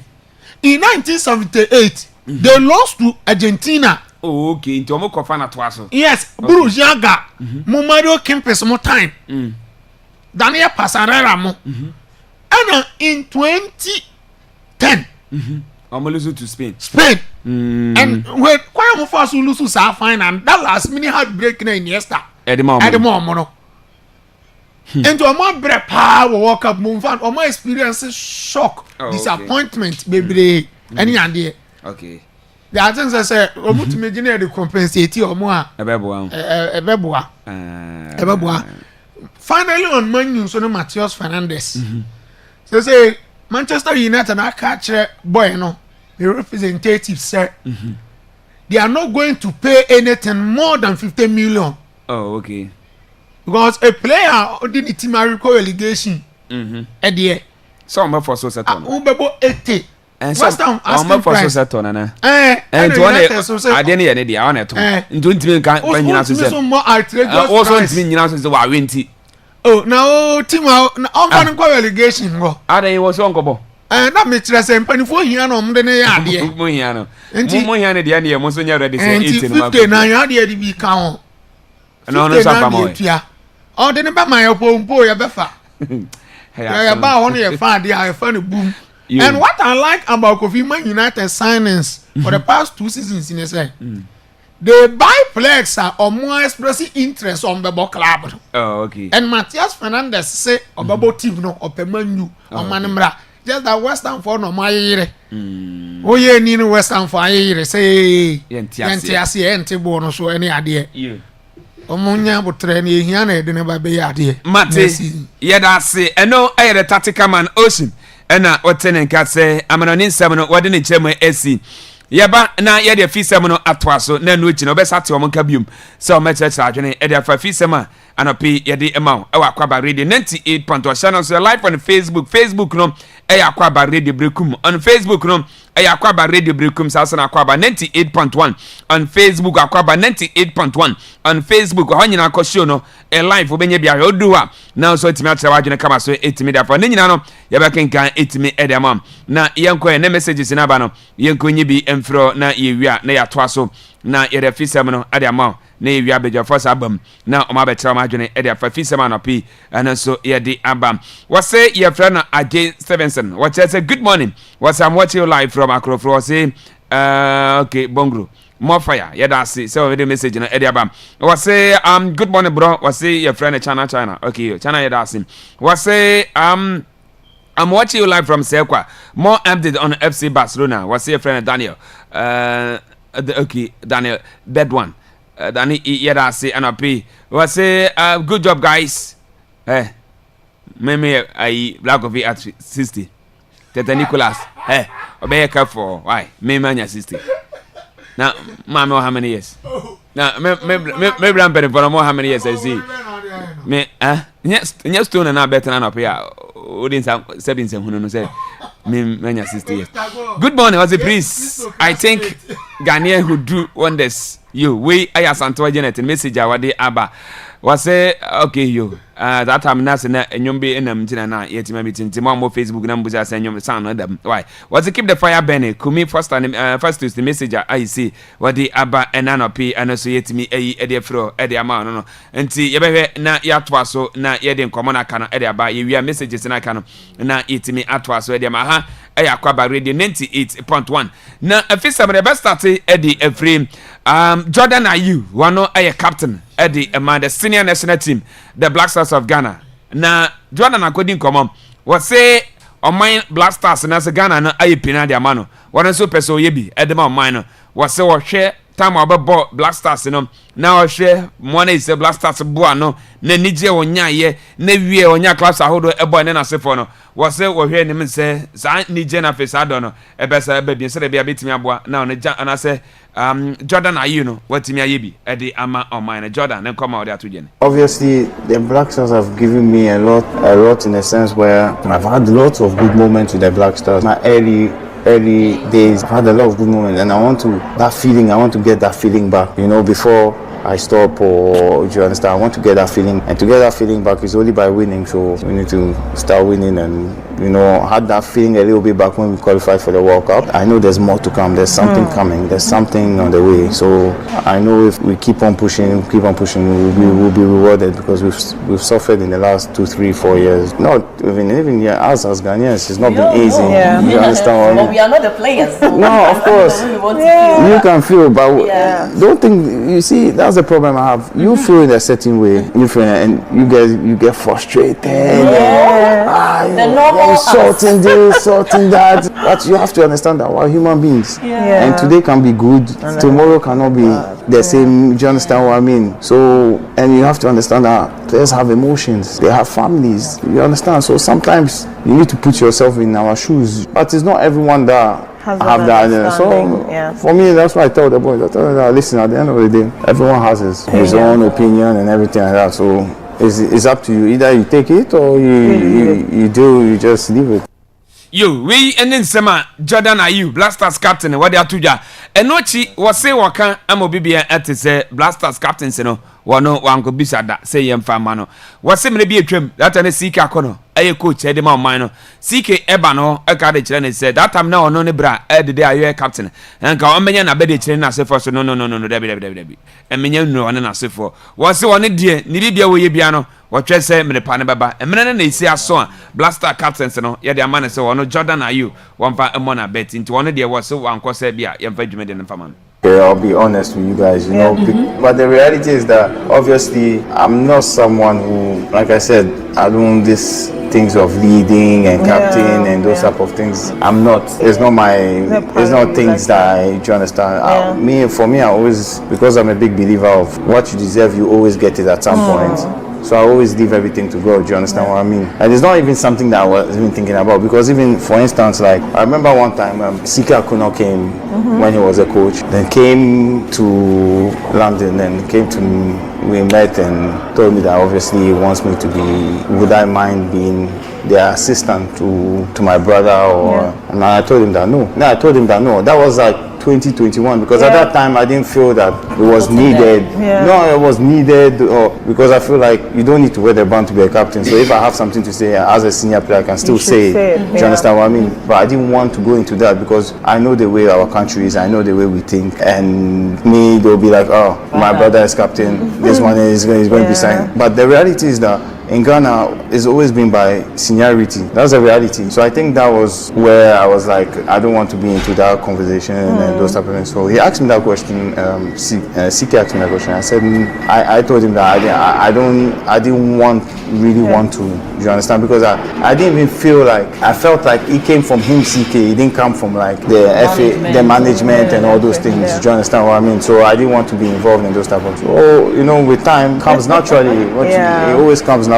For some reason, I never even thought that I would be one day a captain. Yes, maybe I would have captained 1 or 2, 3 games, friendly games, but not to be a captain. And to be honest, like it's been enjoyable so far. Like to be able to lead the boys, push them, and to have that support as well. They've been really good to me as well. The response has been really, really good. So hopefully we'll continue. We and Sema Jordan Ayew Blasters captain what the atuja and the Blaster captains was say one kwase yemfama no enibre na isi edru and na ohwe so a bas seniors no na isi disusa did bia we young player na okwana se bia wanyine na sefo a wa ankwanya se betimi da na mo ye senior player e wo team no a edru nso nkwa de a e de be ma eno na isi eno atimi edu no sampene for etimi da sense we ene nsama efre oba na your Blasters akati obium ene na sefo yi ene no a GFA president oni delay agodin komo delay show ana agodin komo na obuja ne se ye kwa World Cup na ye kwe no target ne se no so obi no isi okoko a wagase bia wa agodin twa na se BBC wose wono ketokraku opeso woje World Cup no edema on Ghana. Obi Onimbia him say me very real. I have seen bad teams win big tournaments. Me say good teams lose big tournaments. Me say good teams win big tournaments. So you can never rule out any football nation, Ghana inclusive. They say me win the World Cup. There may be me winning and Ghana will be very competitive. The target is that we are going to war in quotes, and when you're going to war, you don't plan to lose any battle. You want to win. That is the vision. Extremely confident that we are going to war and we'll win the war. Yo, and not in Busan say, yes, Blasters, ye be a collab, and as a national team is a collapse on the bay. Coaches in a moment come on when ye, and if you treat much dinner, a young moment when my coaches know, and young first levy, I say on Bacobo. They be a money number Chilemo, and if a Weibo, and a seafoota. Yes, say, cat, I won't insist, I didn't win. I know Cressa BBC ever on na, not na cat, the unwe said Yaba.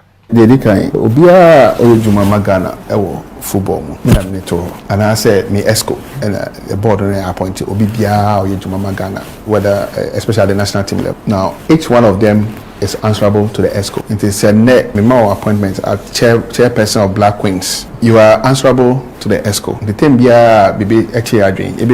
that is not interference. Now, when it comes directly to the work of coaches of national team, nobody interferes in their job. Nobody. There are various levels of engagement. Some report, one defender report, anyone plans. That is very conventional, but nobody, absolutely nobody interferes. Selection of Black Stars. That's the time I see the selection. A lot of times, it's a crash spot on Black Stars before. We're gonna breaking news about social media. Black Stars selection. That's the time I also read. And family. You we and sema keto kleku what the abetuja and the day ye down our Akwaaba radio 98.1 abra ese the Akwaaba sports preview no ye de etwa so na ye wa Blasters akache no anwumre ye ni Habib Mohammed edin komo wono aye former Blasters player wo Blasters World Cup abra no bokem Pfizer 2006 ana ebusa no se enye bia ese ye ko World Cup no wo share your list number na ohwa niam besa na ese team no o se ho no na we ana Habib HSA is a list number dia kan se Ghana fonya betru support no e dia ma boys no se bia kono omoko no o metima akokkodin boys no so fan show mutrim se e doso ana eyi omo se omo ana ese nkosi anan dia so omo ye bia se bia omo no betima akogye dipa o World Cup ya se no e so mutimi eye bi Habib Mohammed yeah neta iso anata the dreams they say na mebe na dominanka wetu nya World Cup ni bia ene abo na se nyame ya wadom so na wo ka squad no ho na wo kwa linia na ewo buri nyina ni se wo kwa prove actually bia nyina se enye Ghana o wo ko prove actually bia nyina na sabe esanso ya wo wan kata to wo dache ko a wo kwa esi ho no on se da dia nti everybody say maybe one can say will be advice so na me na woda na say wa ma wa ka squad no mo bi na o be say akọ so be ma wa hone wo hu ni na sa ne akọ dia we to meet ya game no na nya me ya do ma wait me for deliver.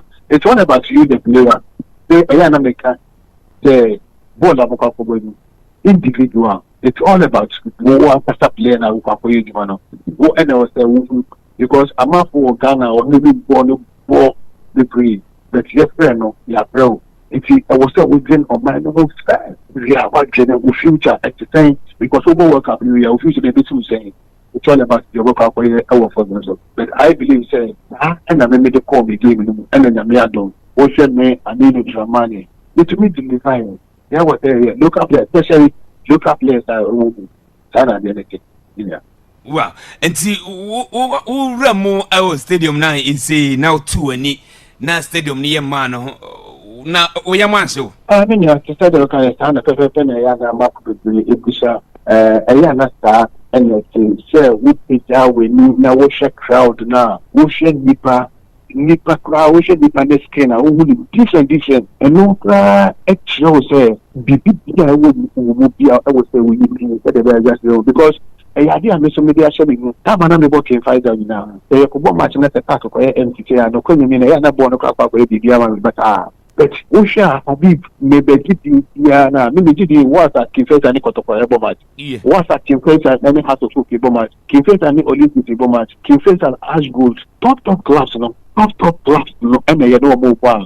We say Habib me to me performance. I find say o ji best player kwa. Between Kumu and the level. Between Abadi said, make that ground to be saying, no, Minia, I say you are seeing now, it would be breaking. Players in this is so it's almost a see. Now, Osha squad, I could and Ghana probably 90. There's only say players, no, Okada Tromo, Serebia, among Zampa, or money, so Marcosi and I, American, and I say Canada. The mechanism say, Mr. Ghana for, or mine, about Cope,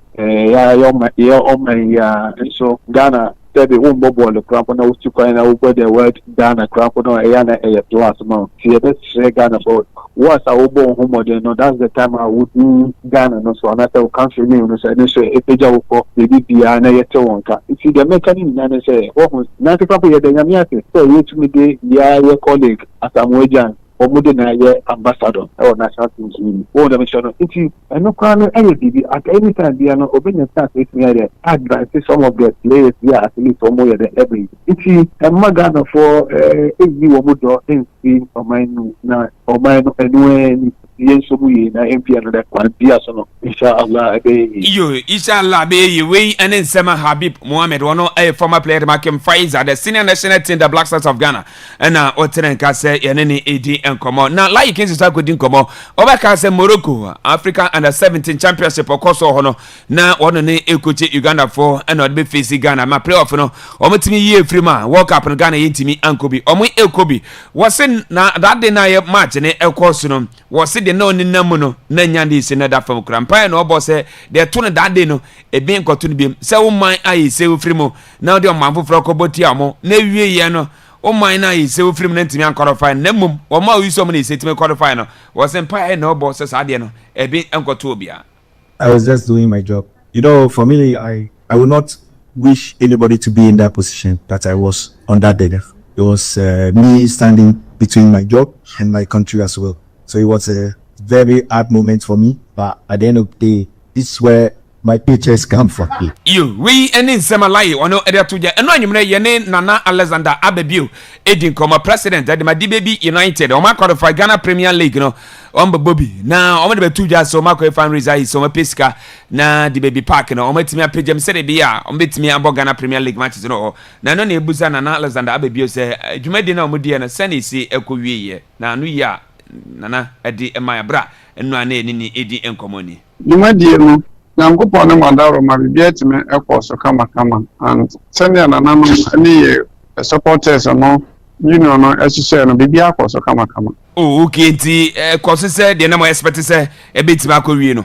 Yeah, I think it was more than expectation because senior dano midi kan na nya de e bia ye need so mo be ye bibisa e bia mayen but looking at the conditions there no na ebia mema dwumu ne na mi susu no de etime ebrosa munya be sen no de intime fan to job but what I can say no say it was more than expectation. Is in fan say eno se ye park no adwuma na do ba koye na se bia o pese o koye sanis bia betime anya be one player na say two. Ghana de who to bet you to about that too. Wow, when you mo ya de on say be 5 billion no na. Ghana players, who player at all Ghana ha what do 250,000 Ghana cedis within Ghana had it no. It's a foreign country, be an foreign team being a ton of their fine, but locally had it so free team with Marco team with me. And I don't think they the baby United we are ready to say beat me out of players no. But two players in fact be 5 billion no the baby United team. It's not saying to but I'm not ready to buy a player at that level. Jamadentia. Enye bibia me feel say teams no obia eme ebia ni vision or the ni team no because obi wo ho ono person wo je cap na okwa Africa but for the baby United currently that is not our mission now. We are breaking for World Cup no aize ya hobo ase nyame ya adoma September Ghana League no Premier League betima start menim the last time we didn't come na so be ye na perifo timi Afra club betre club license management no. Now, my baby, na nyoma hodo a esa mutimi ye ansa na po league na start e timi aboy matches na odi bebi no sa na mo no bitimi to menim enwa saba kodu sen yeah Sunday American no sa pepepe na ya no e breaking league panyimfo aba behwe ama recommendations e wo nyina omode nyina amaya e nyame pa sa me ya no ka say ye district sports e wo ye park no so ho nti e nyame pa Monday pepepe ya be sha ase na ya be sha dwumade ni nyina ase e wo President Park ho. Until we champion for IC or free club license management by president or show say the Oma Karacho in say we are the baby President Park and beat me a meet premium. Yes, near ma or more say bit me and it's me a bit me a meet standard no. Na me did this and coupon since a bit me. A mama would date be say bedu and come Viana.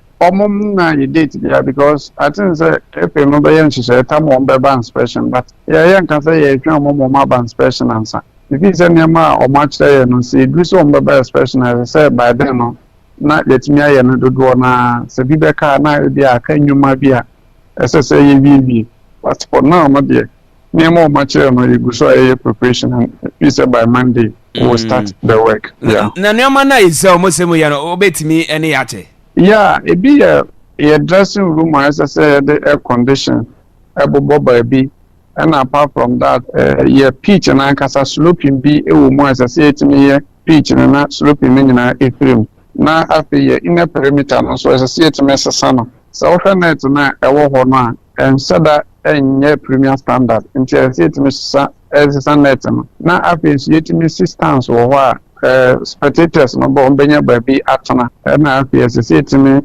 assistance na ɛsɛ yɛtumi create baabi a yɛ VIP before sɛ wei ne nneɛma a tutu a ɛwɔ mu a ɛsɛ sɛ yɛyɛ. Oh, okay, nti mo request say bia mfa say the baby kromo no hospital kase bie no na face police station no nti yeah I think that the baby ho no me catch o man say ye police for 200 mo maba for the purpose of matches a eno enye problem e betimi anyo mo maba sam na me no wo ka say to da bi na kotoko house bi ba berekum no mo fi so mo hia police for bibira o mo kofa bi every different town e ba be ka berekum for there no nti eno there for security no there edu na police for dodo bi o pe bi ana there eno ye regional no asset there but I can assure them say match bi ano police for dodo bi a o mo pe bi ano they will get them apart from that no ye ho ye need district hospital e we kum na mom ye health center e function kama apart from that there say oba a district na eneze ambulances are teams ni nyina use ni district ambulance no mo nyina use ye district no so ye will be e ba hospital papa e wo region Martin say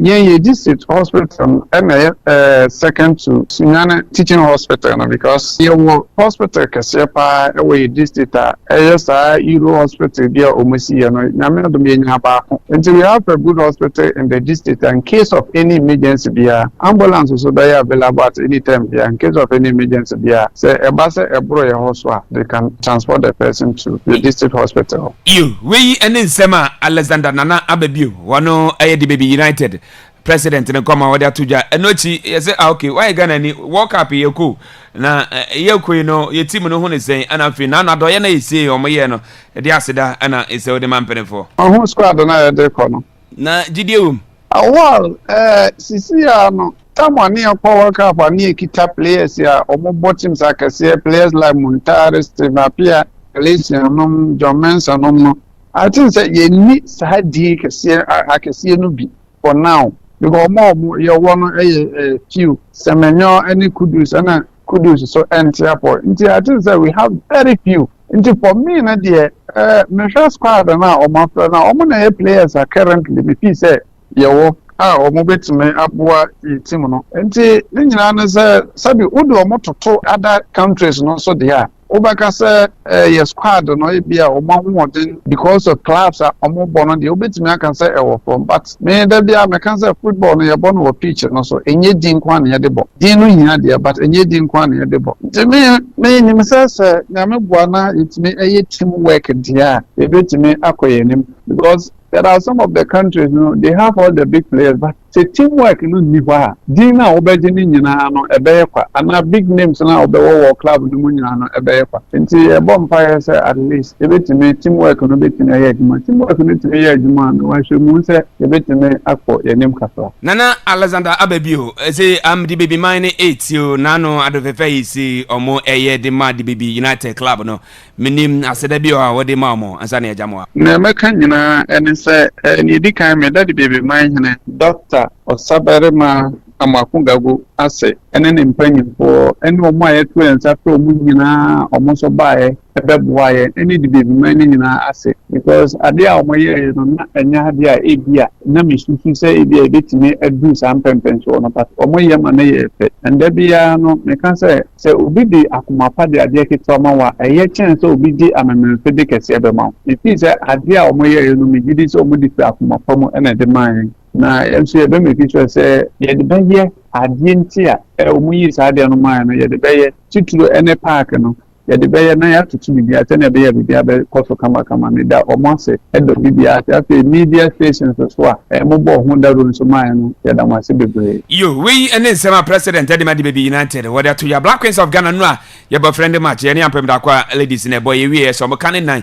IEC omantimi antibi we ene de kopio ni nyina ya ho boy so mo ye wafco no nyame ya adoma Morocco omo ne sti host to anti Shannon so omo ya ho bo no e wo Ghana ye na mrepam omo firi omo no ma kopio mo Morocco na preparation aka no obetimi akoto aso we ene de firi oba ye don sem no ye de ema has folk omo technical advisor ura Ifran Bobaka Watara what say has to take a decision say coach Masi Didu Damani omo jana kwa no enya ade a wono papa no omo ebona mane say ene ekọ was it wono hu say na nam social media no so na oti so oh sa na same pen for etimi aye. When you are technical advisor to the board na the assemble when you know what you are catching say ni mi say yes na dey yes na mu pam di wa hu ngala ni see yo so much no na mi see no when the board brings something at my level to ask me at that time I can give my view. You we any dey free ho ba ye don sem ye dey man sem doso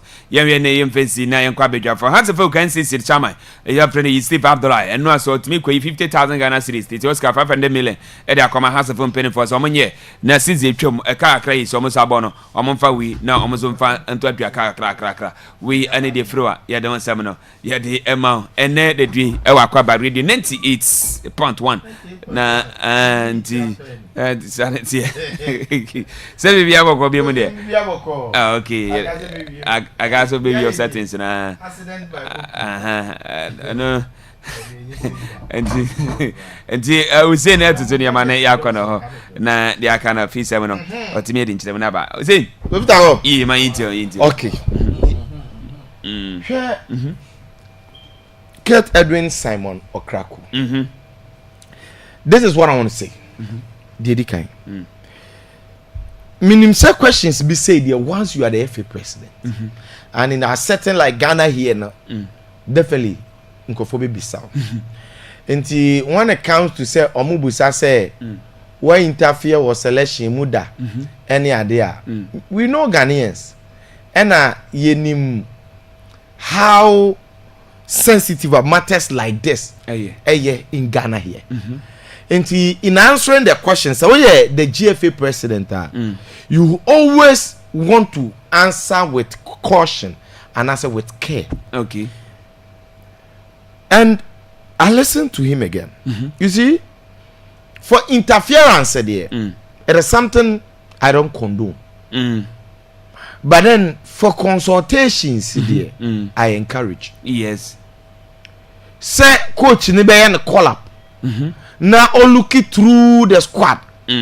Na ebia or consult him say certain players because national team no there are decisions be o so jai coach nkwa say on nkwa take here it could be chaos. My more example.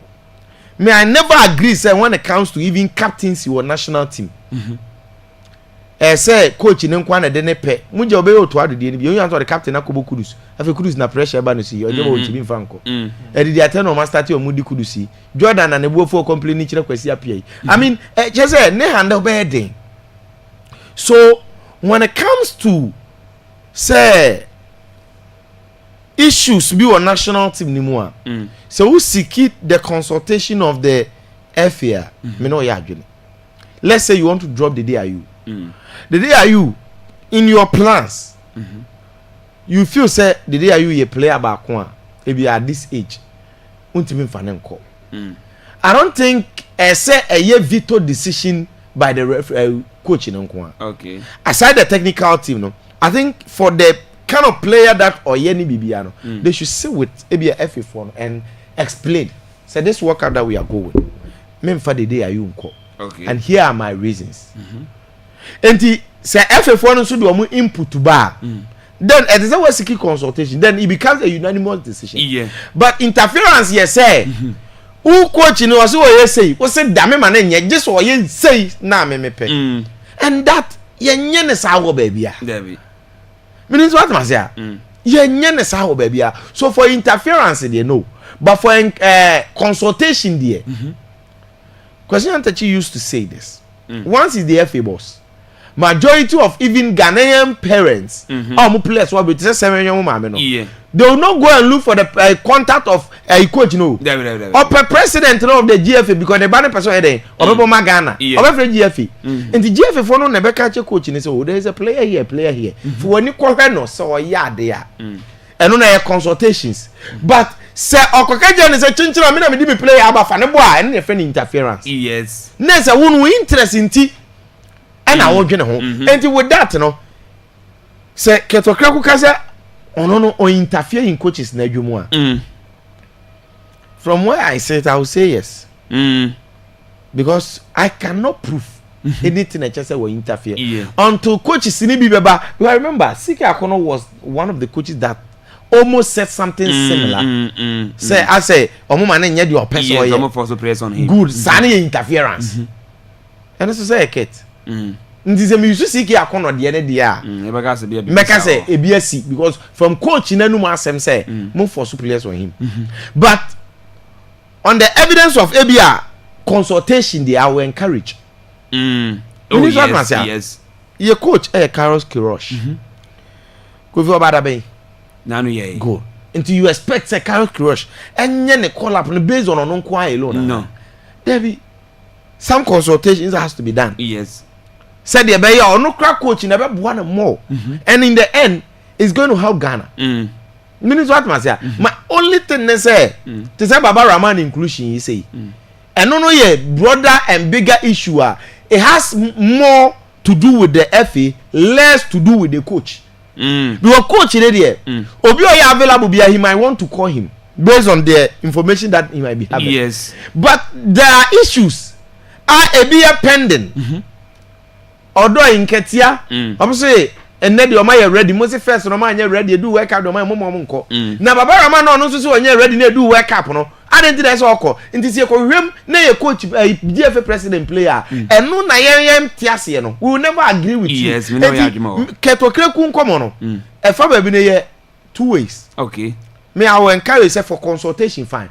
But so be for so player there. And then yet I am say no be face. Because Baba Rama buy no. The gods of the land ka ho ebi a World Cup na nsi but ura nimguase a waje a in the first match a ebi a important motive nse mu benyeska but nioma mo afamu last week no be meska no kra ni die na enyem de me bo aha you came to be more popular but be unpopular what raje te video no say any static complaint you see nobody hates anybody on game no aje te kon ho kofi udi masama so video na asem na me be kan wa ha no just one period obisa and one stretching the nine impo at the latter say what stretch say bia or try to prevent the ball no Jano and nobody hates Baba Rahman but on the day sa ball no or ye mistake on defend here and the say ye time obi a agete so tiny playmate na no and agete o je 3 wow there be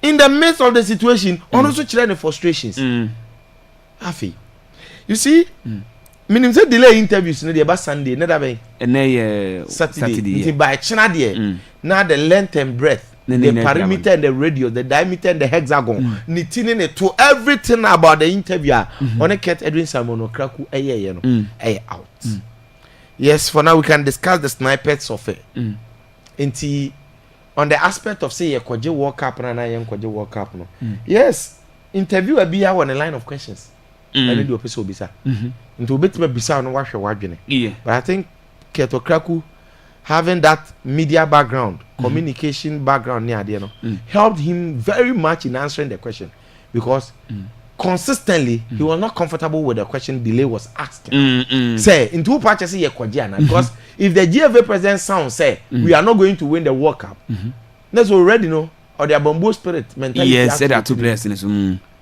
two if he says we are going to win the World Cup do you know the amount of pressure and it will invite negative reactions more than positive and as a matured man as he is he knows and he me penny explain or say he has seen good teams I say losing the tournament World Cup finals and then World Cup and kasa omo kono omo nyehwe and he's seen bad teams going to tournaments and winning them and he's seen good teams as well so omo so akọ tournament omaje until for now no whether we are a good team or we are a bad team what he knows they say we are going to do well and delay say bisa and say so are we a good team or we are a bad team then the question asks him why a lie so definitely he's not going to say we are a bad team then he said we are a good team and he yes me per the line of question no and I like delay say oh bisa no all these questions so that a bit guide towards ahead of World Cup no. World Cup na me say this is what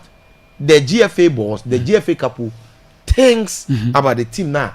Yeah, they call World Cup. And yes, World Cup na we are going to face. Me, yeah, our first element. And yet science 20 elements no. But a new man I was say ye free ye new man native me ye bo World Cup we boni ye and I tell you me say from the look of all the African teams I'm for about friendly man we smart no any mo e be official na ye ne Jamaica no. Yeah, Jamaica. Yes, the 10th. E be nya ba so good because mama ye mo obi e bo enti in fact when you look at other African countries, you can see, and the Morocco, do things on Egypt is about Brazil. Fixtures he paired Egypt in Brazil. Belgium. You do things on Mokosro? No. Dabi. Obiad na what they call shame. And the first thing I see, you free a ball, no crown say, you could throw England, you could throw Croatia. We are going to play with them. Me say, I used to watch Senegal ni England last one. Na Jubilee am 19 years. Wajebo na Ghana guy any ayi boy na ayi Khalid Koulibaly Chelsea captain. Ohon put because oye England ni. Akwara no 19 years usuro no. E dey na ehu. Okay. Unze onimbo otwe different. But unze say ubenya sa mentality ni say usuro because England. But you forgotten say Kobe Menu. Na Kobe Menu jina ballum na Semenyo jina ballum a wan ezo usuro wan. Cuz that wan ezo usuro wan. Yes, enka usuro yi. Semenyo mo. And we are not going to fear anybody. No fear oh. Nti eno na also mo de kobo ball no. Me fe say no coach ni minim so ye na famu de. But say sa nyoma ni nyina be weke. Na ye players ni de hu na be kwakọ nyina park ne so de a. Ene coach na o. Me boa. Yeah. Nti yes. Pato ko boy against this Arsenal midfield. We senior so omu nyina.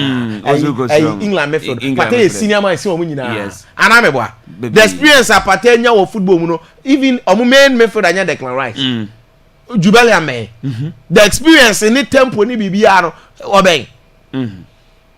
Enti I'm not expecting us to go there and then unse se usuru I don't know my mistakes no. Yes. Let's talk about the crowd. You see, at this juncture, say, we say in this modern world, that's what we do to remember. Na usuro crowd, you will never be successful. In this current world, now you will know. Whatever that brings money involves people. Whatever in this current world that we are in, whatever that brings money involves people. Whatever that brings success involves people. And you think about it, in the whole wide world, sikani bienu anadia oye no. Edi sikebre no enye in front of people. And the usi se hu nipa. Untimi nya adwuma ese oye dia. You will never be successful in life. Never. Okay. And look, baby America. I was so grow pen because that nipa beba so mo behwe no sada no and I say will give you best. Yeah. But if you say nipa nti usuro untimi mo dia and the ball no kra nya professional say nka wo choose in the first place. And they so jai. Yes, because na ball it doesn't involve fans. No person man permit trans visa. Minim dia o say wo ye kra. Because ade bia wo ye bia no it will involve people. Uko school person or your class prefect crowd, you have to go and speak in front of people before they can give you that. You want to be an MP who's crowd, can that be possible? No. One person who acting movie, you become a celebrity automatically. No, you will deal with crowd. And you may thousands of people. Because you throw crowd, you quite about also want to be my sports. Whatever, I may say all aspects of life. Who is a sprinter? Who to America? Who throw crowd? How can that work? In fact, to be even your family head, and so you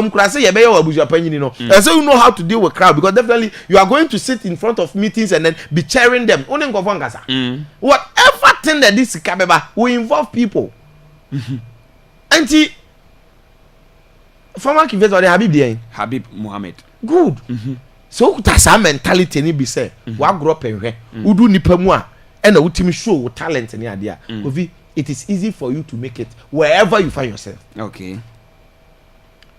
So the people that I always feel ashamed for, are those that can do the thing, but some do maybe then the power. How I say me a parent a partner at the baby in public, so on the exhibit idea. No, yes, I do. I feel bad because the way you many man say, instead of you to throw that away and then deliver. Human, of course. Yes, do be yourself. Deliver. The obey to my and show it. But instead of you to show it, there is something osro. So he's not even trying in the first place. And please, tournament na here kwase no. US stadiums no so NFL nti bagaya say. What I say? The here kwa here kwa you could have advantage. Me say, area no. Every Africa for na feel it too. I feel na no way for na won into o start area. What I say? Into a monocle, we are not against them. Cooling break on Pamon from Africa for Yabako. Messi Fatal is shall who free sleep. Who's Usravia? What's it? Ali do Usravia. And the attorney say, tournament and I are quasi. Kofi. Who lose 4 years and then only 2 90 minutes. No. Only net quantity. The won't be an don't do a show. Maybe per se, almost say, near give you a best here. We will be okay. Because we know, said I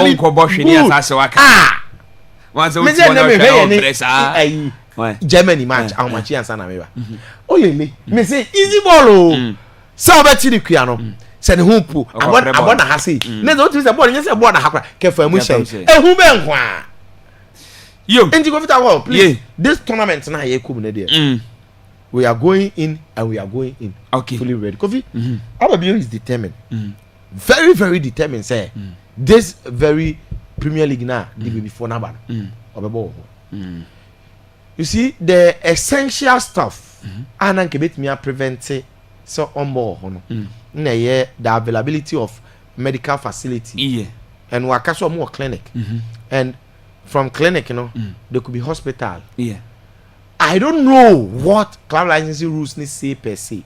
As in say, hospital should be nearby. Maybe a 30 minutes drive away. Say the emergency be here. Because the emergency be our clinic in Timin Susano. Do you know say ambulance and casa say mini clinic. So say and Timin Susano maybe an gab ninti and a police. But police in there regardless of baby at the crew you know. I think they can have the numbers. And then be able to use them. Until he's determined. So one pitch and obey, but it's not cheap. In fact, so about Premier League for across the world. The kind of investment they be it is all banner went to survive. What problem? Because investment away you know always. Yeah, but for you be my power more by Premier. But billions. I'm sorry. Let's see. Can you know what the door broke rank? And I can you. Bruni yada say eno aye Hussein Adam Zena otene nka say afisem no wode ne kirem SCT Ocean Eba na wode ne dia ba wo wi a be fa course no ye fa course no ye pe na masede ne say etimi abetwa so e dia ma ha Akwaaba ready 98.1 enti yenti wa Ocean Iwa pensi yanko o mani da o krachi bono be no mayo mo yo mesa ko vitago ma send ya de bia ma Richmond na no na me pese ya de shen kwamona si free fie wa ha Peter Drury English commentator na why supposed to be Ghana ho opposed to the 26-man list na ana odin try kakra gu soro na nyamie ni no kure na Kofi nim se no mu ede na mekan na me di akira se mu kitua bi okay but before so Kofi mekan no sometimes you don't know what you have until you lose it sometimes the NAB the one akra wo nkrofo feel you know ya wu yeah oh be fun no man but how people see you out there no completely different it is something huge I wouldn't imagine last week and FIFA.com for a post to Ghana and they post to Ghana walk up do ayako yina o FIFA museum site ho and right answer Peter Drury and so the answer we have the two guardian for my Ghana one. Kofi actually the weight of expectations as a World Cup be all the optics, yes, across the world. I'm more expecting free and go. I say Ghana, a name that instantly sends an electric shiver down the spine of the World Cup history. 16 years have flown by. 16 years have flown by since that heartbreaking, agonizing night in Johannesburg, where they stood on absolute precipice of a historic semi-final, only to be denied by the cruelest of fates in Luis Suarez's hand. But they do not arrive in North America to weep over old ghosts. They come as a proud footballing aristocracy reborn. They find themselves dropped into the terrifying, fascinating waters of Group L. Alongside the heavyweight power of England, the clinical brilliance of Croatia, and the unprecedented fire of Panama. From the sun-soaked market of Accra to Kumasi, to the shores of Cape Coast, Elmina, streets of Koforidia, a passionate nation of 35 million people beat as a single heart. They are the standard bearers of African hope, the ultimate heavy metal footballers, and Ghana is ready to dance under the brightest light of all. And all the officials, correct. Ubonu tofa. I say Ghana, ye bo World Cup no be 16 years in. Na your biggest moment I duru yanka Kofi Ebe history no. See in 2010 where Luis Suarez denied from reaching the semi-final to become the first African country to do so. Now so young fan to your chi and to say Luis Suarez but they do not arrive in North America to weep over the old ghost. Nature said the SCH mean no entering court no. The current World Cup ya kwa kobo you know, I want say direct all your focus and attention echo. I know say number 2 so say Ghana there powerhouse in African football. If I say footballing aristocracy reborn. Anti-Kofi, which means a lot of countries in the world are respecting Ghana, Papa. And we are hoping, so World Cup where you corner, the way people see us, ever reflected on your performance in your career. I dear. It will be grow for any dear cheap. Mama shall say free Jordan captains, you know. I said, Matthias, okay. Now, I think that we are not being fair to the Abedi Pele family. Yeah, time for no reason. I say, yeah, fancy as someone demanding your money free. Me say, what young Komoya Jordan Chile Mia? Or just once upon a time, coach be girlfriend and compare advice to Nini Sika Kono. I'm an rejected Alpha. A whole lot of negative comments. And I bet the Pele Moon control. Since I better retire, what none was in that? No. The casa and Gabe in the man. And this of Sabia, Nimia, Solar, you. Solar, you, Muna, Casa, you know. Yeah. Come here, you come on Tanga. On Tangasa. Solar, you na, or Naiba, we are Casa de Momui. Fifi, Taki. They don't talk. And Kofi, so your opportunity bank for mobile Jordan money are there. Come there, they will tell you, say, we are rare human, proper human beings, and Casa. I ain't born in your proper. Oh, send your yes, of your muye nipan kasa. Omu buadie. The way people see them outside, I guess I crown or motie.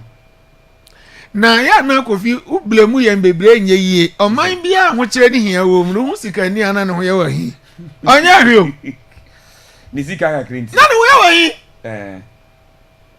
na oman ya wo mu Kofi ho afa keke kra wo problem nyame abo ye na kra good looks no obetima hwe wani ma ohun na akoye de opema ho afa keke no opema oba ho afa keke no ohun so twam mba we de oye memasem because also you kra good looks ne ho afa sabi o ya boni ye well endowed and come to we na Kofi a problem it is not the first time you being a football family I'm representing generations so yeah Chicharito no na bobo ne papa bobo no bobo oh Mexico Diego Fola na bobo oh you almost dominate you national team this oh no Fola papa bobo no so bobo you national team Paulo Maldini ne papa Cesar Maldini ebo Italy national team ono Maldini abebo mane bad na Maldini ebo but we don't hear negative comment on na national team na boso on na national team no and on ma kwan mo obi amma ho and bibi on person chese be di man na wo ho amonte sa what did and rate is a gap was one train Pietro no go anko so sa oto no he na anu ya ina enko ye yeah a Chris tin time na oto ado yeah Jordan Ghana I as a Kumasa Accra Sports Stadium now Jordan ni kwasi afi edi ngomo bi yet man ko ba afun amafo be chire yan o comprehend ko chire ta nobody heard the conversation oto adota but Kofi obia do be tuma kan sen cropot apart from mumienu ya de adwen na eka ya de adwen no Jordan ho de wa mu na nanim na onya de en that is crank na one guy say nke o de qualify so bia de what nkoma na ekoso between oto ado ne Jordan ayi Jordan ne kwasi apia ya de adwen creating same sisi agu omo so he Kofi abedi pele family no bo ma Ghana no o ntimi nyi abusuaku omo contribute to this nation enyi sankofo no firi ho you respect omo okay sometimes the negative comment no don't omo nya hwe kra eyi ana Jordan player strike o to corner ana se bona na yaka ana bona na yaka ana Jordan kra no ho emre dodo ana Jordan papa me say na me bla bi say Ghana betimi agi cap na say betimi aya this abedi man e free team sa Akobi omaya ya na egbo no koto atremu a abedi man na ya no mu omo yemo ne na se fo na mo ase Pietro ne da moto ne na Kofi I can tell you say since I'm free some here ball untimi nye 3 patriotic players for the national team in Jeddah you patriotism obi okunu ho dem o man no in Jeddah you what that but Ghanaians hate them for no reason say amania omutia ye 1992 dia go sia pia ne one ne papa 82 and 92 82 no Senegal 92 so 92 ekwa mfa so je captain Africa kwasi nsem no na kwaje captain no eni na nsem no ono na kwaje captain no omo suspect senka omo make a decision nka so ababanta ka so there be one na heading who does that nya send ni na ebi nya na Jordan ayebi no ana me can say the Jordan rejected sa vice captain si uro no Kofi, let's imagine say Jordan seniority. Yes, seniority near so just imagine say Jordan kwaje sa vice captaincy role it. Dey na besi. Anka blasta jabe tom. Dey be ka san bedi. Is omo the team na na abusuanku. Omo dey omo fi akonya. Ase Dan ye captain yi say akodi dede ho. Yes, I did na ma ye je captain fi asem ojan sem. See that Kofi we Benjamin Asare. Unim say omo Benjamin Asare pa Jordan ni ano. Yes. Even so also mu di agro kra mo teacher grus no mu di agra. Ubon say Benjamin Asare. Na say no mo free UK by say premier na mo to spa. No na one dede. Dede. Jordan. Yeah. Nti sometimes comment bi no ho Kofi. Ehun hia. Okay. Ehun hia. Yeah. Excuse me. Keto kreku. Nti wa papa na abon na say we go go wa. What correct too. Young guy. Kofi. Yeah. the interference at 7 and now all can. Is he? Oh yeah, leader. And to on to me interview as some because you interfere any idea. No, yeah. But because we were as someone paying for say dance any who need to be the dance. Until who didn't pass a Baba Raman. So you bet me actually not judge the coach and say okay, say give your men some kind of holiday and you'll be always a blast as a Bobby. Of course, why? Young of course. Say Baba Raman. 02420202 080242 020208 0207573003 chance the grand open Sunday night outs and no air level 400 pap and a ferro man to can't say Jambo and you may not see a mo a piano, nya some kitokla. When the Brekum Gori City Park in the Dienny, I will break up at once to draw in Sabia Pebia Benny be or there are no men after the anno, the Bianabia Subenia be already. Now say to me at all. Way air level 400. Dinner day level 400. Shannon say, hello, good morning. Good morning, Kobe. Sinabasco, my interview. You could be the Masmeg, my palm mobile. And you could be me catching me and say, when you say, oh, Mamma be a who he. Mamma be a who he. This be the year, Nimidian. I could be, because me beside say, has. That's the only two almost so very register piano, but yes, you are more good singing telephone cancer. I can only you through. Now, Nancy Togo will tell you so. Try to tell the most I could be from Yomaka. You could be a Damasi. Yes, sir, that's it. Good morning. Hello. Hello, Kofita. Yes, sir. Kofita, Lewin Kakani, make a fly on pay. Okay, Lewin, you. Kofita, a place now, could you so could be an uncle? There be uncle be. A better. Could you so could be Padia, Tago, Reka. You. You know, that's the thing, the one which you did the Kuduso. And Sameno, and Jordan. Now, but one could be the other baby. Let's see, I will be the order that maybe a solution. Okay. So, what cup will be the Argentina version defender? You. Yeah, that's it. Hello, good morning. Hello. Yes, sir. When you Salam. Salam, you. Pacho, you say, Petro then plan office why you. I don't know. What is your Kumapa? The war, the cow honeymoon. You okay? Can I watch you need power of Diana at Yatsuman. One important say Ghana won't to me when you did just say, oh, maybe Salam go on, can I say? You work on a shinny before. Get your before. Kafra. Why, Kafra? Sunday saw cano. Why, want to me and can't go be a bum. A bright is on Abejo Manisika so cotton, no, so, yeah, Corey. And want to me, why? On your dear back. You, Matty, your mom power can make me a tune on me cry. There's a power on the Opaquati Club, OT Football Club. Vegas up power, that's it. Good morning. Hello. Hello.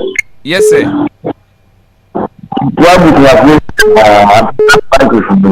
What's it? Oh, but it's you. Oh, no. If you are from one guy, you talk to the captain. But the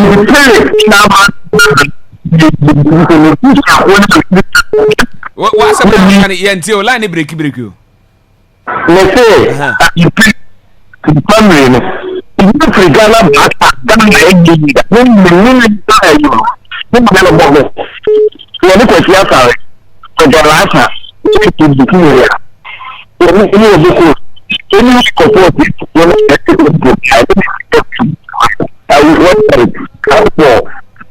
now what can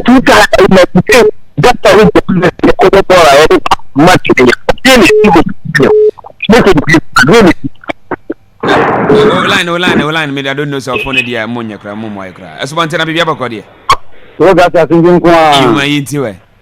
I'm not very. I'm for me. We must only not one I can know. One was out to Pana. What you want to say, I can say, Alan Gina connect you to. I do the idea of it me too. Oh, my friend, you want to know someone who get to the institution, what would you happen now? The other you start a panel better come idea. But I know then. Okay. Did you know number one? I'm a did number one crack. Oh, cardboard day, I say I did it. Now and I know go out of one pharmacy. You be up for Caravanca. Oh, and you are more about work with your man in India. Yes, so yeah, that's it. Joshua Lopez Carter now, Tenant Casse, or the corner, see no enter night at the course in SC, Naya, ye babies, or an which no, Macedian is saying, Abertois, the amount, MKB, ma, and I've any team or more of Fiasi. Ben, I'll be able to dear.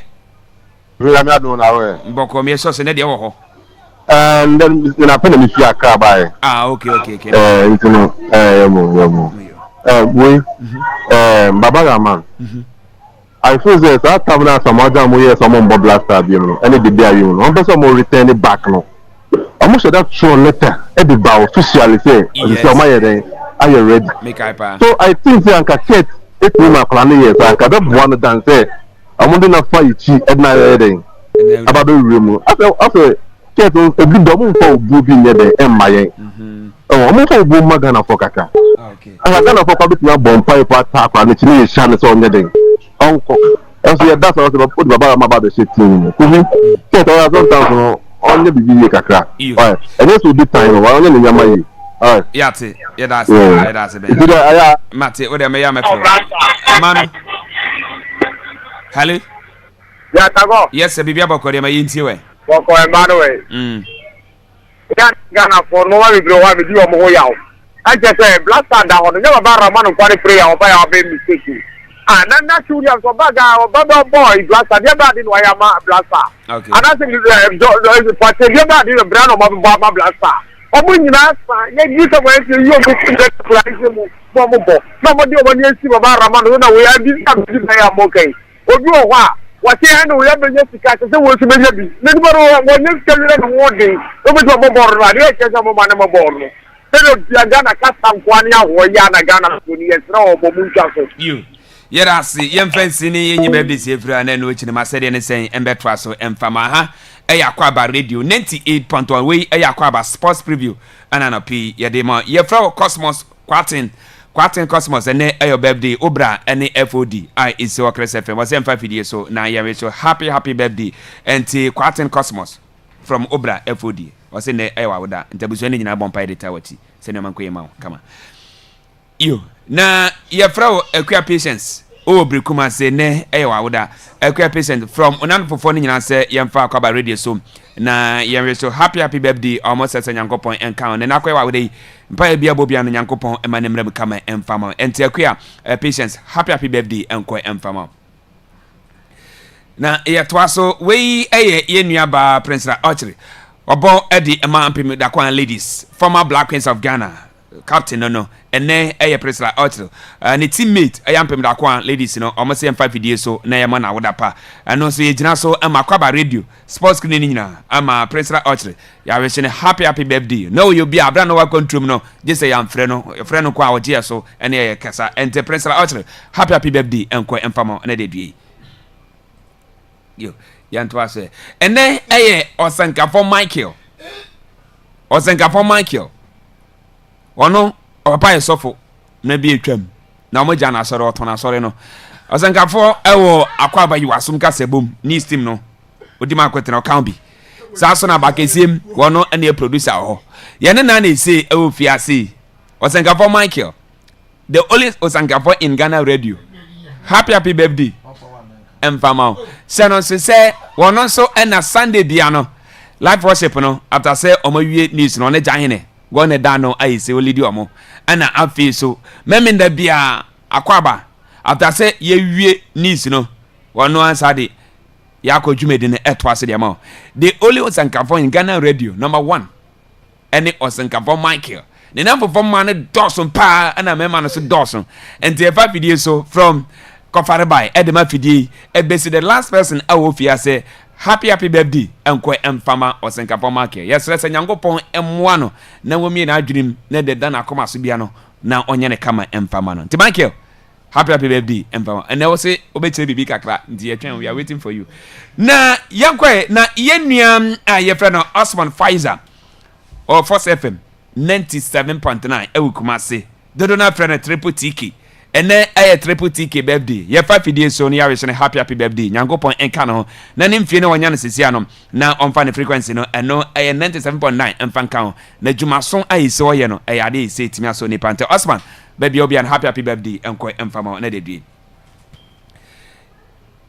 yo na de twatwo no miama konta Emmanuel Asiedu Bwan Obapa Dina ayise wo kato ne kunu no na wase ye mfa fidie so na nikuno Emmanuel Asiedu Bwan ayise Italy de biaye so a otie bi no de message eba ne akoye na wodai wasrese Nyankopon enka no na oma ne mfie no bebre na enka ho na ne mpa ebo bia wo bia no Nyankopon ma ne mrem kama emfama no enti Emmanuel Asiedu Bwan from a wife Obapa Dina ana fabusua ni nyina se happy birthday enko emfama ho na akoye wa wodai Nyankopon to no hyansuo no emfa enwo so yo enti yede asi na ya de si ebrene kopa o de bibia de okofi me wa asase ameton wo a otie se me den asase ni me na na ni se me ya de hye se me ka so yakwa nche me nso mbe so ame me yo hene wati nti me asase ne do so pa me ofi me ya market ara wo sere o ya me no be o ya ye no be nya o rechi na me ne ye no be nya Kawasam Nemko. And how you know be nya Kawasam Nemko. Obi? Ye. Asase ne da ye. Da ye. Ayi litigate free land. Amansu bia ni ho. Okay. Ada grandpa ba na ho magazine ho. Oh, okay. And they said da ye. Da ye. Ma meto na animu ya me isuma de. Di mon frɛ me. 020 76 13 986 020 76 13 9